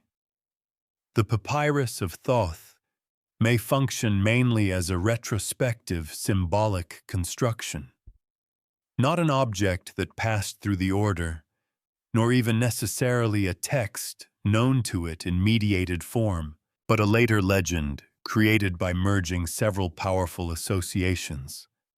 Thoth as divine author of wisdom, Egypt as source of primordial knowledge, the Templars as a fallen order marked by secrecy, and the enduring human desire to believe that official history lost something irreplaceable in the cracks. This is the version many people resist, because they hear symbolic construction and assume it means emptiness. It does not. A symbolic construction can be historically rich. It can preserve genuine fragments of cultural memory while rearranging them into a story no archive can quite confirm. In fact, that may be exactly why such myths endure. They are not arbitrary inventions. They are reorganized truths, mixed with speculation and emotional need. When ranked by plausibility, then, the field begins to look uneven in a revealing way. The literal recovery of a specific ancient papyrus by the Templars is the most dramatic version and the hardest to sustain. The transmission of copied or mediated material is less spectacular and more historically imaginable. The circulation of rumor, prestige, or second-hand knowledge is even more plausible in broad terms, though difficult to pin down with satisfying precision. And the later symbolic fusion of all these elements into one durable legend may be the strongest explanation for the story as we now inherit it. This sort of ranking may seem less thrilling than a hard answer, but it is actually closer to how real historical judgment works. Historians often cannot resolve a mystery by flipping a switch from uncertainty to certainty. What they can do is narrow the forms that possibility can honestly take. They can say, in effect, that some versions of the story belong closer to legend, while others remain compatible with the known behavior of texts, institutions, and memory. That is not evasive. It is precision. And precision matters here because the Templar legend has been inflated for so long that people often mistake scale for strength. The bigger the story sounds, the more they assume the evidence must be. In reality, the opposite is often true. The loudest version of the claim may be the least stable. The quieter version, translation, report, mediated inheritance, symbolic fusion, may actually explain more. There is also a human lesson hiding in this ranking. We tend to crave objects because objects feel final. A papyrus can be imagined, displayed, recovered, stolen, hidden. It gives mystery a body. Rumor and reinterpretation are less satisfying because they refuse to sit still. But history is filled with things that change the world without ever surviving as singular objects. Names, fragments, misunderstandings, copied phrases, borrowed authorities. These can travel farther than artifacts. Sometimes what endures is not the treasure itself, but the conviction that there once was one. That conviction may be the real inheritance here. Still, before we settle too comfortably into later legend, one last test has to be applied to the medieval record itself. If the Templars had truly been linked, even obliquely, to exotic doctrines or hidden texts, we might expect some echo in the accusations made against them when the order was investigated and destroyed. Not proof, necessarily, but a trace, a hint, something that later storytellers could not have invented entirely from empty air. So the next question is a sharp one. When the medieval record turns hostile and begins listing what the Templars were supposedly guilty of, does anything in it meaningfully point toward Egyptian textual secrets? Or does that expectation collapse the moment we actually look? When the Templars were accused, investigated, and broken, their enemies said many things about them. That fact alone has encouraged centuries of hopeful overreading. Once people become convinced that the order must have hidden something extraordinary, every hostile allegation starts to look like a torn scrap from a larger secret. A strange ritual becomes coded initiation. A charge of heresy becomes evidence of esoteric doctrine.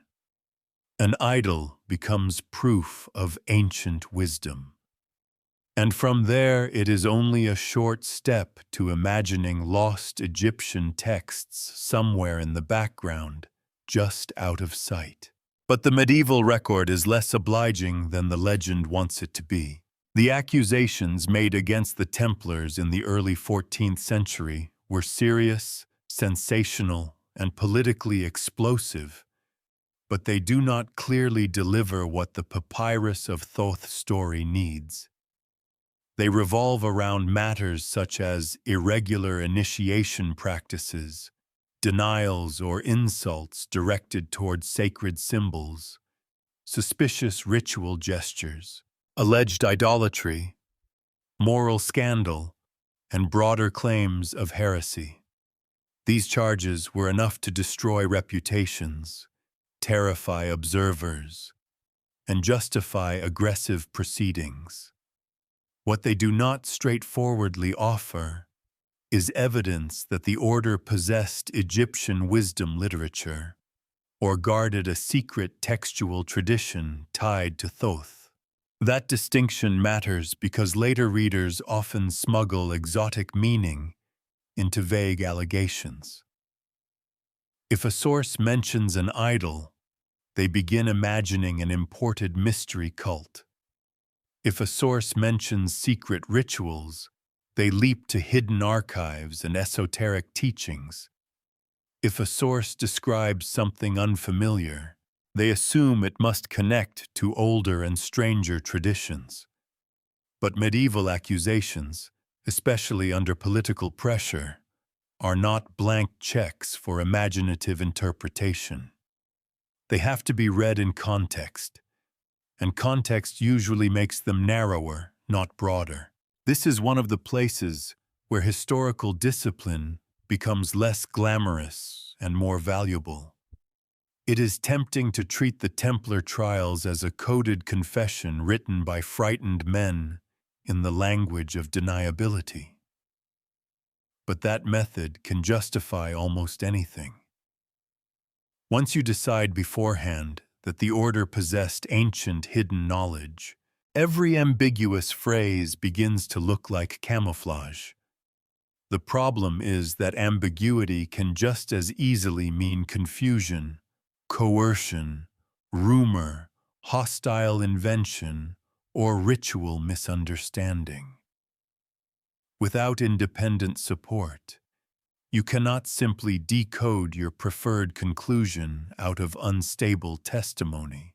And the testimony is unstable. The proceedings against the Templars were shaped by pressure, politics, regional variation, fear, and the enormous asymmetry of power between interrogators and accused. That does not mean every charge was fabricated out of nothing, nor does it mean every statement made by accused members is worthless. It means the material has to be handled carefully. Such records are not transparent windows into an institution's hidden interior. They are artifacts of crisis.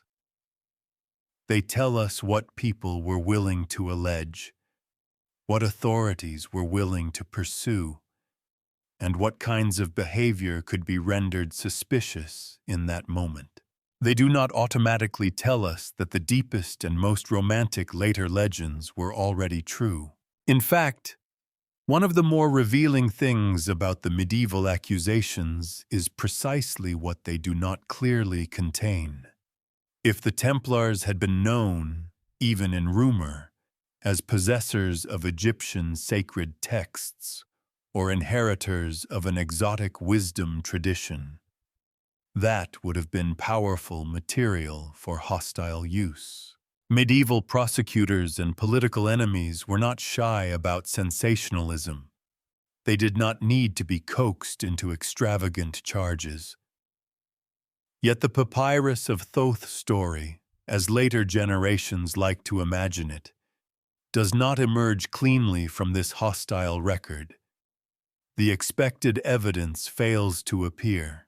That failure is significant, not because silence disproves every possibility, but because accusations are often where hidden reputations become visible. If a group truly carried a widespread association with strange foreign texts, forbidden books, or Egyptian teachings, one might expect at least some trace of that association to surface when enemies were actively trying to define the group as deviant. The absence of such a trace does not end the inquiry, but it does weaken the case that the legend has deep medieval roots. This is where retrospective myth-making becomes easier to see. Later readers encounter charges of secrecy and ritual irregularity, then retrofit them with meanings borrowed from much later symbolic systems. A vague charge of idolatry can be recast as evidence of ancient mystery worship. A closed ceremony can be reimagined as initiatory transmission. A suppressed order can be transformed into custodian of lost books. The archive offers fragments. Later centuries supply the architecture. That process is not unique to the Templars. It happens whenever a body of historical material is dramatic enough to invite completion, but incomplete enough to resist closure. People begin connecting what the record says with what they wish it implied. Over time, those implications harden into folklore, and folklore starts dressing itself in archival language. There is also a subtler problem. Medieval Christian authorities already had categories available for condemning heterodoxy. They did not need Egyptian textual secrets to make the Templars appear dangerous. Heresy, irreverence, false ritual, moral corruption, and unauthorized practices were already potent enough. The prosecution did not require a hidden papyrus narrative to destroy the order, and that practical fact should caution us against assuming such a narrative lurked invisibly beneath the surface. Sometimes the historical explanation is not missing. It is simply less baroque than the legend prefers. At the same time, we should avoid overcorrecting. It would be too easy to say that because the charges do not point toward Egyptian secret texts, the later legend must be wholly detached from medieval perception. Myths are rarely that cleanly separable.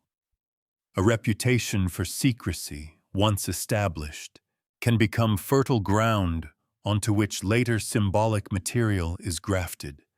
The medieval record may not contain the Papyrus of Thoth claim in anything like its mature form, but it did leave behind a silhouette of concealment, irregularity, and unresolved inner life. That silhouette gave later centuries something to work with. Still, the key point stands. The hostile medieval archive does not give us a strong bridge from Templar prosecution to Egyptian wisdom possession. It gives us a different sort of lesson instead. How easily later readers can mistake sensational allegation for confirmation of whatever mystery they already want to find. And once that habit of retrospective enrichment begins, the next stage of the story becomes almost inevitable. The Middle Ages leave behind secrecy, suppression, and fragments. Later Europe, especially in the Renaissance and early modern world, becomes newly hungry for ancient wisdom, hidden lineages, and origins older than official religion. That is the moment when the Templars cease to be merely a ruined order and become candidates for reassembly inside far larger fantasies of transmission. By the time Europe entered the Renaissance and the centuries that followed, the old world had not merely been rediscovered, it had been rearranged. Ancient texts were being recovered, copied, translated, debated, and sometimes misunderstood with enormous confidence. Scholars, clerics, court intellectuals, collectors, and philosophers all took part in a widening effort to trace wisdom back toward its earliest possible source. The age was not satisfied with learning alone. It wanted pedigree.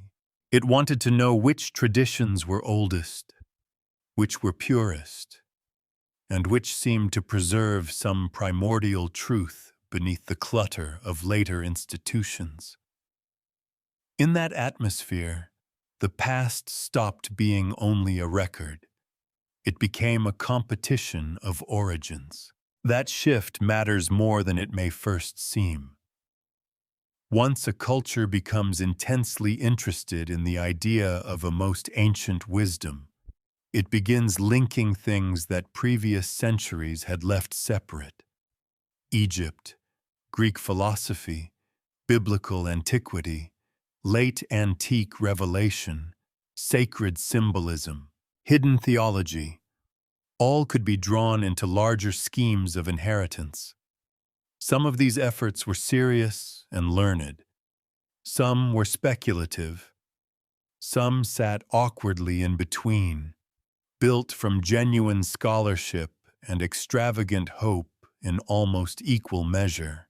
But together, they created a powerful intellectual environment for exactly the kind of legend we are tracing. The Templars entered that environment as unfinished material. They were useful precisely because they had not resolved into a single meaning. They were not safely contained like a classical author with an edited corpus, nor fully condemned into irrelevance. They remained available, controversial enough to intrigue, distant enough to reshape, dramatic enough to bear symbolism. And as Europe grew increasingly interested in hidden lineages of wisdom, a fallen order from the age of Crusades became an obvious candidate for retrospective elevation. If there had been a chain connecting ancient truth to the modern world, Why should it not have passed through disciplined men who lived in the East, guarded secrets, and vanished before explaining themselves? That is not a historical argument. It is a psychological one. But psychological logic is often what gives later historical legends their structure. The Renaissance fascination with ancient wisdom was not just about admiration for old books. It was about the belief that the oldest truth might also be the most authoritative. The further back a teaching could be placed, the more powerful it seemed. This idea took many forms. Sometimes it appeared as reverence for antiquity, sometimes as the search for a primordial theology underlying later religions, sometimes as the conviction that fragments of ultimate knowledge had survived in scattered traditions and now needed to be reunited. This habit of mind made hidden transmission almost irresistible as a narrative model. Once that model takes hold, institutions like the Templars begin to look less like historical actors and more like missing links. Egypt, of course, thrived in exactly this symbolic climate. It could be cast as the storehouse of the oldest wisdom, the land whose sacred knowledge predated familiar philosophical and religious systems. Through the inherited overlap of Thoth and Hermes, that prestige became even easier to mobilize. A text did not need to be securely documented to be treated as ancient authority. It only needed to seem old enough, deep enough, and sufficiently removed from ordinary ecclesiastical control. The prestige of antiquity could do the rest. This is where the later legend begins to feel almost inevitable. A Europe hungry for primordial origins encounters a military religious order already surrounded by secrecy and ruin. It looks eastward for ancient authority and finds Egypt waiting, heavy with script, monument, and inherited mystery. It inherits traditions in which Thoth or Hermes can stand for hidden wisdom itself. From these ingredients, the story practically assembles itself. The Templars did not merely fight in the East. They must have touched the deeper current beneath official history. Such stories flourish because they solve multiple needs at once. They grant prestige to the seeker. They flatter the suspicion that institutions conceal what matters most. They reconcile rupture by imagining continuity underneath it. And they provide a lineage for those who want access to ancient authority without submitting to existing structures of authority. A hidden chain of transmission is always attractive to people who distrust the visible one. This does not mean every Renaissance or early modern thinker consciously fabricated myths about Templar Egyptian wisdom. The process is usually subtler than deliberate invention. Traditions are juxtaposed, analogies proposed, names reinterpreted, old authorities elevated, fragments rearranged. Over time, a speculative atmosphere thickens. What begins as suggestive association may later be repeated as inherited fact. The next generation receives a story already part built and assumes the foundations lie deeper than they actually do. That is one of the great engines of pseudo-history, though the people involved do not always know they are building it. They may feel they are recovering connections, not inventing them. They may genuinely believe that scattered resemblances point toward a hidden continuity. And because the material is partly real, real texts, real names, real orders, real geographies, the result can appear impressively learned while remaining structurally unstable. The legend of a Templar-linked Papyrus of Thoth belongs very comfortably in that world. It benefits from the Renaissance and early modern appetite for ancient sources without needing to originate there in explicit form. What those centuries contribute is a new way of wanting the past, not merely as chronology, but as inheritance. Once that desire becomes culturally powerful, legends about secret custodianship multiply almost on their own. And this helps explain something important about the story's later durability. The legend survives not because evidence steadily improves, but because later intellectual climates become better at hosting it. They provide the scaffolding. They make it easier to believe that a name like Thoth could anchor a primordial archive, that a group like the Templars could serve as its medieval custodians, and that historical discontinuity itself is proof that the transmission must have gone underground. By now, the pattern should be visible. The ancient world supplies sacred names and dangerous book motifs. The medieval world supplies crusader contact zones and a fallen order. The Renaissance and early modern world supply the hunger for hidden continuity. The legend strengthens each time one age lays its fantasies carefully over the fragments inherited from the last. And once that pattern is in place, modernity does something more aggressive with it. It stops treating the myth as suggestive possibility and begins presenting it as recoverable certainty. That is the moment when the atmosphere hardens, when symbol turns into claimed history, and when Thoth becomes a magnet for outright invention as much as interpretation. By the modern period, the legend no longer needed to remain tentative. It had acquired all the raw material required to present itself not as an atmosphere, but as history. This is a crucial change. Earlier stages of the story were built from overlap, inheritance, symbolic association, and the gradual merging of traditions that did not originally belong together. Modern occult and pseudo-historical culture often does something more forceful. It takes that accumulated ambiguity and freezes it into certainty. Names become lineages. Suggestions become evidence. Symbols become artifacts.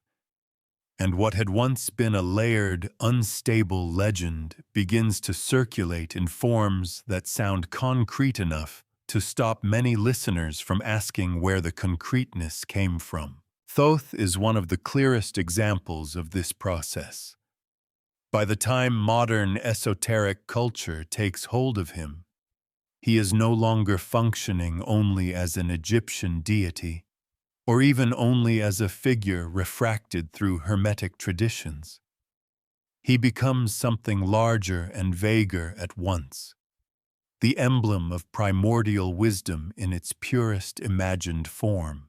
Once that happens, almost any invented antiquity can be attached to his name and immediately gain a false aura of depth. The older the claim sounds, the more readily it is believed. The more confidently it is delivered, the less often audiences stop to separate ancient source, late interpretation, and modern fabrication. This is where the legend of a Papyrus of Thoth becomes especially vulnerable to inflation. A story that originally depended on historical ambiguity now enters a cultural environment that rewards certainty, spectacle, and esoteric prestige. The result is predictable. Instead of asking whether the Templars may have encountered mediated traditions about Egyptian wisdom, later writers and occult enthusiasts begin speaking as if hidden texts, secret lineages, and ancient transmissions are already established facts. The gaps are no longer treated as gaps. They are treated as invitations to assert more. And modern audiences often inherit this blended myth without knowing how recently some of its most dramatic pieces were assembled. That is one of the most important revelations in the whole story. Much of what feels ancient in this legend is not ancient in the form in which people now encounter it. It is often a collage, an ancient divine name, an old literary motif, a medieval institution, a Renaissance appetite for hidden continuity, and a modern taste for pseudo-archaeological certainty, all fused into one seamless narrative surface. The seam lines disappear. The myth begins to look older than it is. A useful example here is Maurice Doreal's The Emerald Tablets of Thoth the Atlantean. The text is not valuable because it preserves reliable ancient Egyptian material. It is valuable to this investigation for almost the opposite reason. It demonstrates, with unusual clarity, how easily the name Thoth can be used to manufacture antiquity. A grand ancient authority is invoked.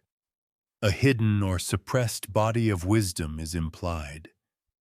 The material is wrapped in the tone of recovered revelation. And many readers, encountering it without strong historical grounding, experience it as part of a deep, ancient tradition, rather than as a modern construction shaped by modern esoteric needs. That mechanism matters far beyond any one text. Once such works circulate, they alter the imaginative field around all earlier material. People begin approaching genuine ancient sources through lenses built by much later invention. They hear Thoth and immediately think of secret tablets, lost Atlantean knowledge, buried initiatory systems, occult transmission, cosmic archives. At that point, the actual historical complexity of Egyptian textual traditions barely gets a chance. The name arrives already overloaded. The Templars then re-enter the picture as ideal recipients of this modernized mythology. A secretive medieval order, already detached from its historical proportions by centuries of fascination, can now be folded into a fully inflated narrative of hidden wisdom. What earlier periods suggested, modern pseudo-historical culture often states outright: the Templars possessed ancient Egyptian knowledge, carried forbidden texts westward, transmitted secret doctrines beneath official religion, or stood in a chain of guardianship extending back beyond recorded history. These claims usually gain energy not from new evidence, but from a changed genre expectation. Audiences no longer ask for ordinary historical proof. They ask whether the story feels consistent with the larger mythology they have already absorbed. That shift is dangerous for any documentary subject, because it creates the illusion of cumulative evidence where there may only be cumulative repetition. A claim is repeated across books, lectures, videos, websites, and esoteric subcultures, and repetition begins to mimic verification. But a repeated synthesis of weak material does not become strong by being echoed. It simply becomes familiar. This is why handling the modern occult layer requires some care. It would be easy to mock it, but mockery explains very little. People are drawn to these narratives for understandable reasons. They offer coherence in a fragmented world.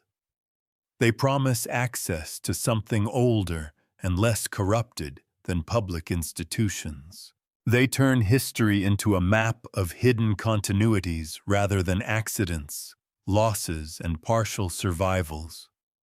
They also give believers and readers the intoxicating feeling that what looks marginal may actually be central, that the forgotten line, not the official archive, is where the real inheritance lies. That is an emotionally powerful promise. It is also one of the great engines of historical distortion. And once you understand that, the modern hardening of the Papyrus of Thoth legend becomes easier to recognize. The myth is no longer content to remain a possibility among possibilities. It wants the authority of revelation. It wants the listener to feel not that a question is being carefully investigated, but that an old secret is finally being disclosed. That is why modern tellings often sound so certain, even when their foundations are so thin.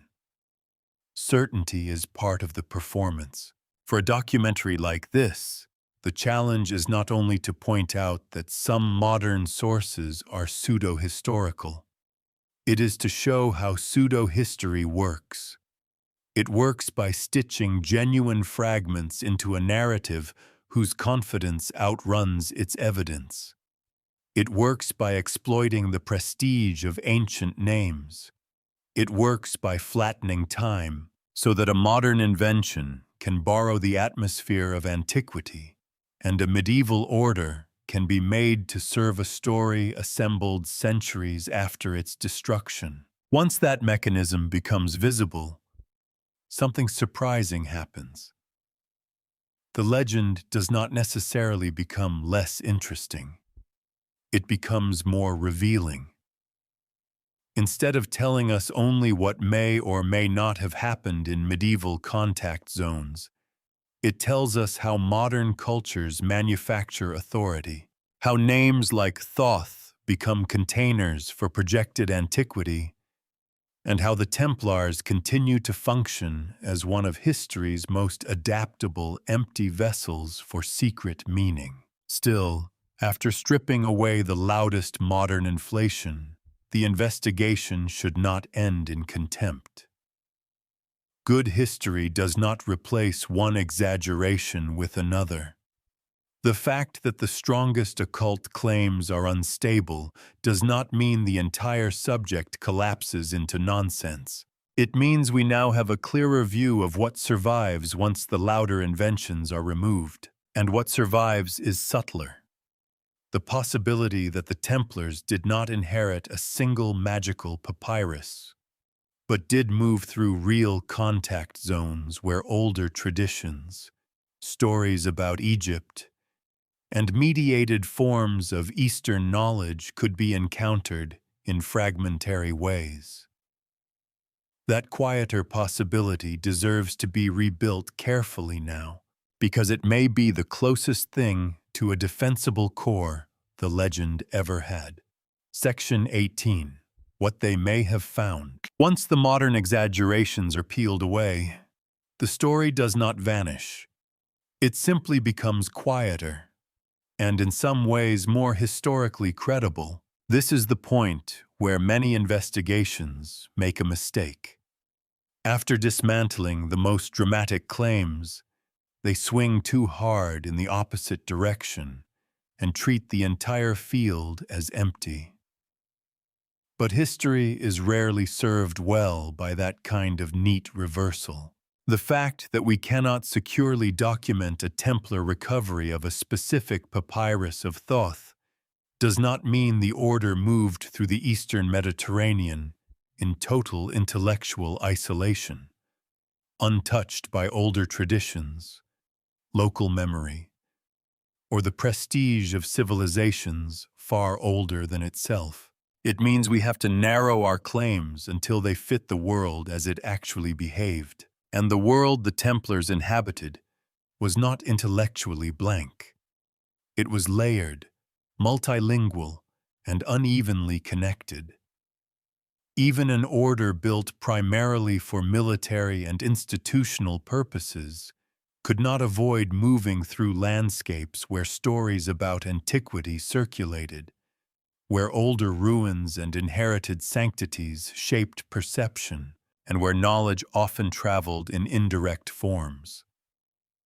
That kind of exposure does not create secret mastery, but it does create the conditions in which mediated encounter becomes plausible.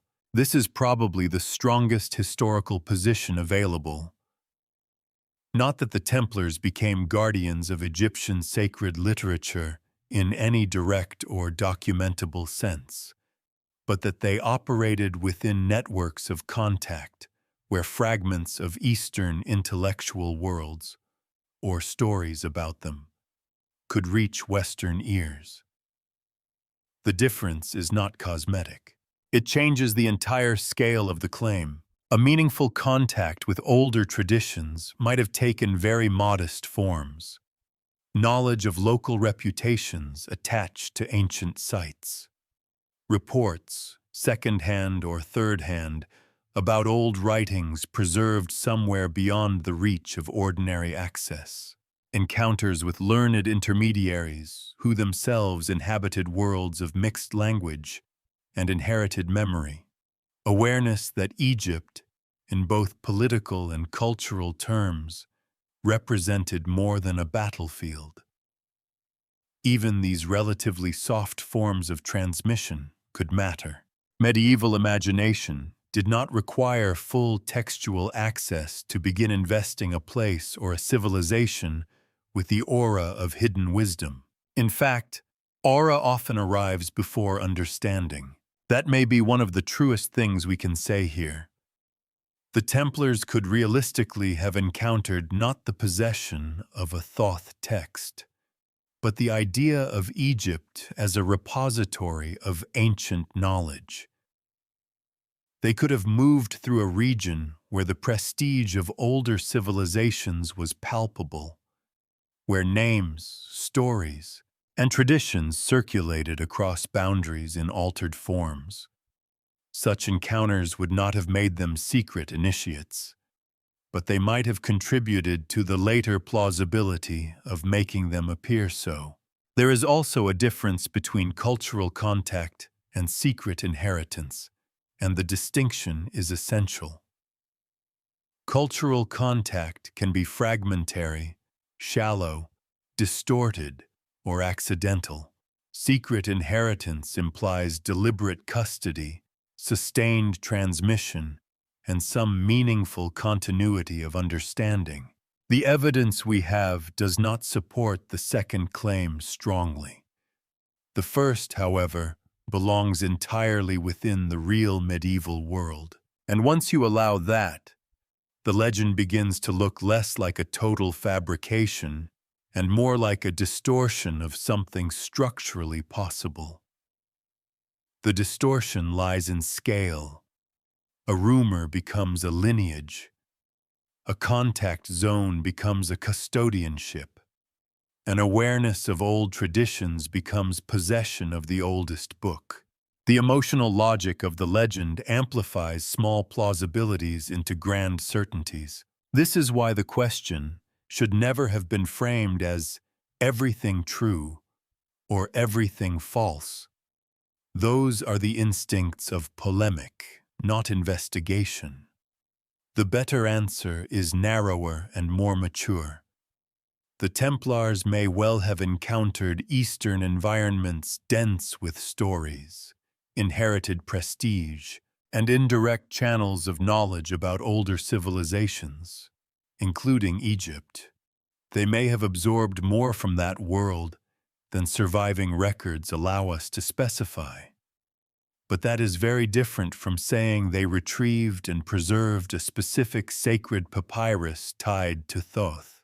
That distinction protects both history and mystery. It protects history because it refuses to turn weak evidence into strong claims.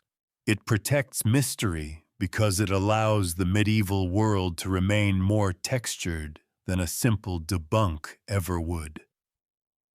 There is something too sterile about saying that because no document proves the legend, nothing interesting happened at all. Something interesting almost certainly did happen.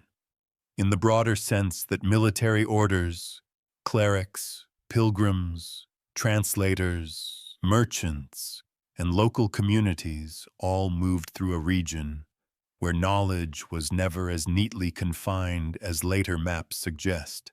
But interesting history does not always leave behind the one artifact later imagination most wants. There is also a human temptation worth admitting here. People prefer inheritance they can picture. A papyrus rolled, hidden, recovered, perhaps wrapped in cloth and carried westward.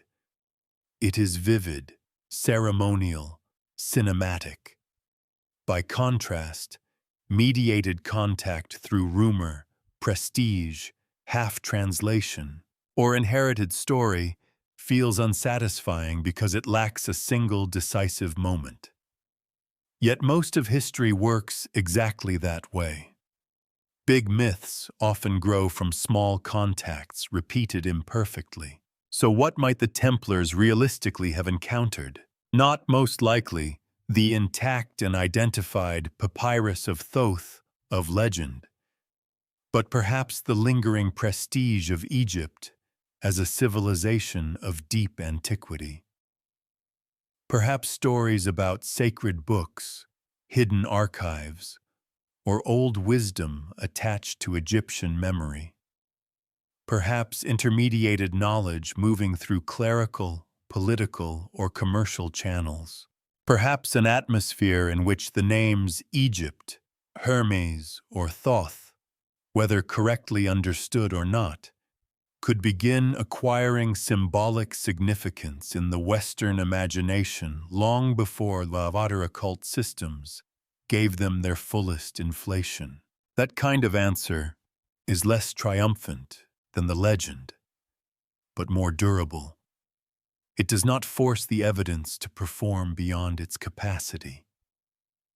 It accepts that historical reality often survives as partial exposure rather than complete possession. And once that is understood, the final turn of the story becomes clearer. The question is no longer merely whether the Templars found a text. It is why so many people across centuries needed to imagine that they had. Why did this particular combination, vanished order, ancient Egypt, fragile papyrus, hidden wisdom, prove so emotionally magnetic that it outlived the weakness of its own documentary basis? That is the last mystery, and in some ways the deepest one. Not the artifact, but the appetite for it. There are some legends that endure because they are dramatic, and others because they are useful. This one endures because it is both: a vanished military order, a civilization imagined as older than memory, a fragile manuscript carrying the authority of a divine scribe, a gap in the record large enough for longing to move into. It is difficult to design a more efficient myth. Almost every element in it answers a deep cultural desire. The Templars provide custodianship without transparency. Egypt provides antiquity without easy access. Papyrus provides material vulnerability, the sense that truth nearly vanished and perhaps only barely survived. Thoth provides authorship on a cosmic scale. Put together, these elements do more than tell a story. They promise that continuity exists beneath collapse. That promise is one of the great emotional engines of hidden archive legends. People do not merely want to know that the past existed. They want to believe that something essential escaped destruction, censorship, conquest, and forgetting. The more violent the historical rupture, the stronger that desire can become. Crusades, fallen kingdoms, suppressed orders, scattered archives, all of these generate a kind of narrative ache. They make the past feel unfinished, And an unfinished past invites the fantasy that what matters most was not lost, only concealed. The Papyrus of Thoth legend satisfies that ache with unusual elegance. It says, in effect, that the deepest wisdom was not destroyed by history's public catastrophes. It passed underneath them. That idea is emotionally irresistible because it turns loss into transmission. Instead of accepting that civilizations break, records disappear, meanings fragment, and much is simply gone, the legend offers a kinder architecture. It imagines that beneath visible history, there runs a hidden continuity maintained by unlikely custodians. And those custodians are not bureaucrats or archivists, but warrior monks, disciplined enough to guard a secret, distant enough to seem worthy of one, destroyed enough to make the secret look real. This is why the legend refuses to die even when evidence remains thin. It is not being carried only by factual argument. It is being carried by symbolic necessity. There is also something especially powerful about the material chosen by the legend. If the hidden wisdom had been imagined as a bronze statue, a sealed chest, or a carved inscription, the story would still function, but less perfectly. Papyrus is different. It is a technology of preservation that is also visibly fragile. It feels mortal. A papyrus can survive for centuries and still look as if one bad decision might destroy it forever. That fragility gives the legend emotional tension. The truth was not only hidden, it was vulnerable. It had to be protected, transmitted carefully, perhaps by a dwindling line of custodians who understood that history was not a safe place for certain kinds of knowledge. People are drawn to that image because it flatters a modern sense of precarity. We like to imagine that what matters most lives at the edge of disappearance. Egypt intensifies that feeling because it operates, in the Western imagination, as the civilization of buried continuity. Its monuments remain. Its scripts remained visible long after their meaning was obscured to outsiders. Its gods survived as names. Its prestige endured even when comprehension faltered. Egypt seems to embody the idea that time can hide meaning without fully erasing it. That makes it the ideal homeland for a lost text myth. The knowledge is not gone. It is waiting for the right reader. And the Templars complete the structure because they, too, embody interrupted continuity. They are remembered less as an institution that slowly did its work than as one that vanished violently before the story felt finished. Their destruction leaves residue. It leaves the impression that some final explanation was withheld. Whether that impression is historically justified in any given case is almost secondary. Emotionally, it is enough. The order looks like the kind of body that could have carried something out of sight. This is why debunking alone never satisfies people drawn to such myths. To say merely that there is no strong documentary proof is correct, but it does not address what the legend is doing. The legend is not just making a claim about medieval custody. It is staging a drama about civilization itself. It asks whether wisdom can survive catastrophe, whether truth needs guardians, whether official history is always incomplete, whether the fragile archive matters more than the visible empire. In that sense, the myth may fail as literal history while succeeding as emotional history. Not because it reveals the facts of what the Templars did, but because it reveals what later societies fear losing: continuity, legitimacy, origins. A path back to something older and less compromised than the present. That is why these stories often intensify during periods of cultural instability or distrust. When public institutions feel brittle, hidden transmission becomes attractive. When official narratives feel insufficient, suppressed archives become plausible. When modern life feels fragmented, the fantasy of a secret lineage connecting ancient wisdom to the present becomes a powerful form of compensation. The legend tells us that beneath the noise, there is still a line. Of course, that is also what makes such myths dangerous. Once people become too attached to hidden continuity, they begin distrusting visible evidence almost on principle. Every lack of proof becomes proof of concealment. Every gap becomes a chamber. Every silence becomes a code. At that point, the legend no longer helps us think about history. It begins replacing history with appetite, but if handled carefully, the story can still teach something valuable.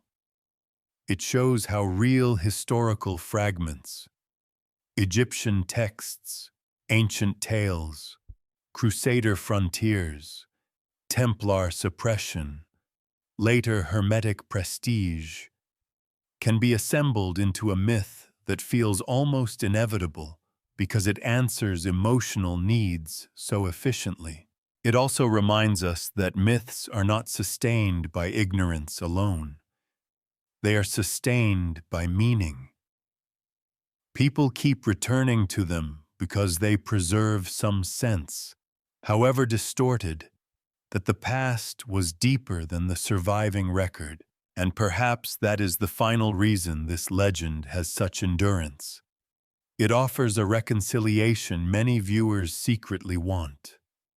It says that broken civilizations are not entirely broken, that what seems lost may have been carried, that fragile knowledge may still outlast power, that even when empires collapse and orders are dissolved, some thinner, more intimate thread of memory continues beneath the wreckage.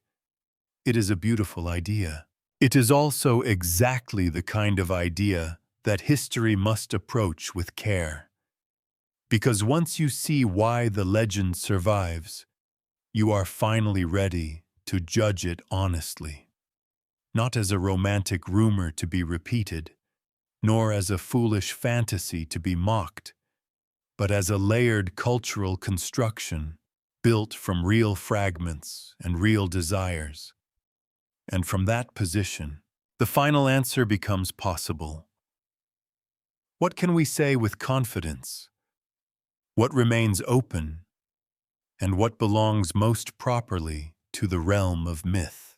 So what, in the end, can actually be said? With some confidence, we can say that ancient Egypt did produce real textual traditions associated with Thoth, and that modern scholars use the label the ancient Egyptian Book of Thoth for a genuine, fragmentary work surviving in demotic manuscripts.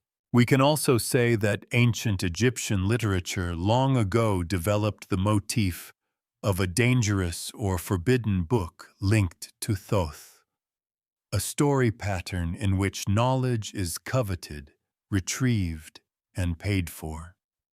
Those two facts matter because they give the legend a real ancient substrate. The name was never empty. The danger was never invented from nothing. We can also say, with confidence, that the Knights Templar were a real military religious order operating in the Eastern Mediterranean. In a world where Egypt was strategically central and where people, stories, prestige, and fragments of knowledge could move across political and religious boundaries in uneven ways. The order was close enough to Egypt, historically speaking, for later imaginations to find that connection plausible. That part is not fantasy either. But once the claim is sharpened to its most dramatic form, that the Templars retrieved and preserved a specific Egyptian Papyrus of Thoth, the ground weakens considerably. Here the evidence does not keep pace with the story. No strong, widely accepted documentary trail securely ties the order to the recovery of such an object. The medieval accusations against the Templars do not clearly supply it. The physical realities of papyrus survival make the most theatrical version of the legend harder, not easier, to sustain. And much of the certainty surrounding the story appears to come not from medieval records, but from later layers of interpretation, symbolic fusion, and, in some cases, outright pseudo-historical inflation. So the most honest conclusion is neither triumphant confirmation nor flat dismissal. The strongest version of the legend is best treated as legend. The most defensible historical core is narrower. Ancient Thoth traditions were real. Dangerous book motifs were real. Medieval contact zones were real. The Templars did move through a world where the prestige of older civilizations could be felt and perhaps partially absorbed. What remains possible is not the clean survival of one magical manuscript passing from tomb to warrior monks to hidden Western custody, but a looser and more human process: rumor, mediation, symbolic inheritance.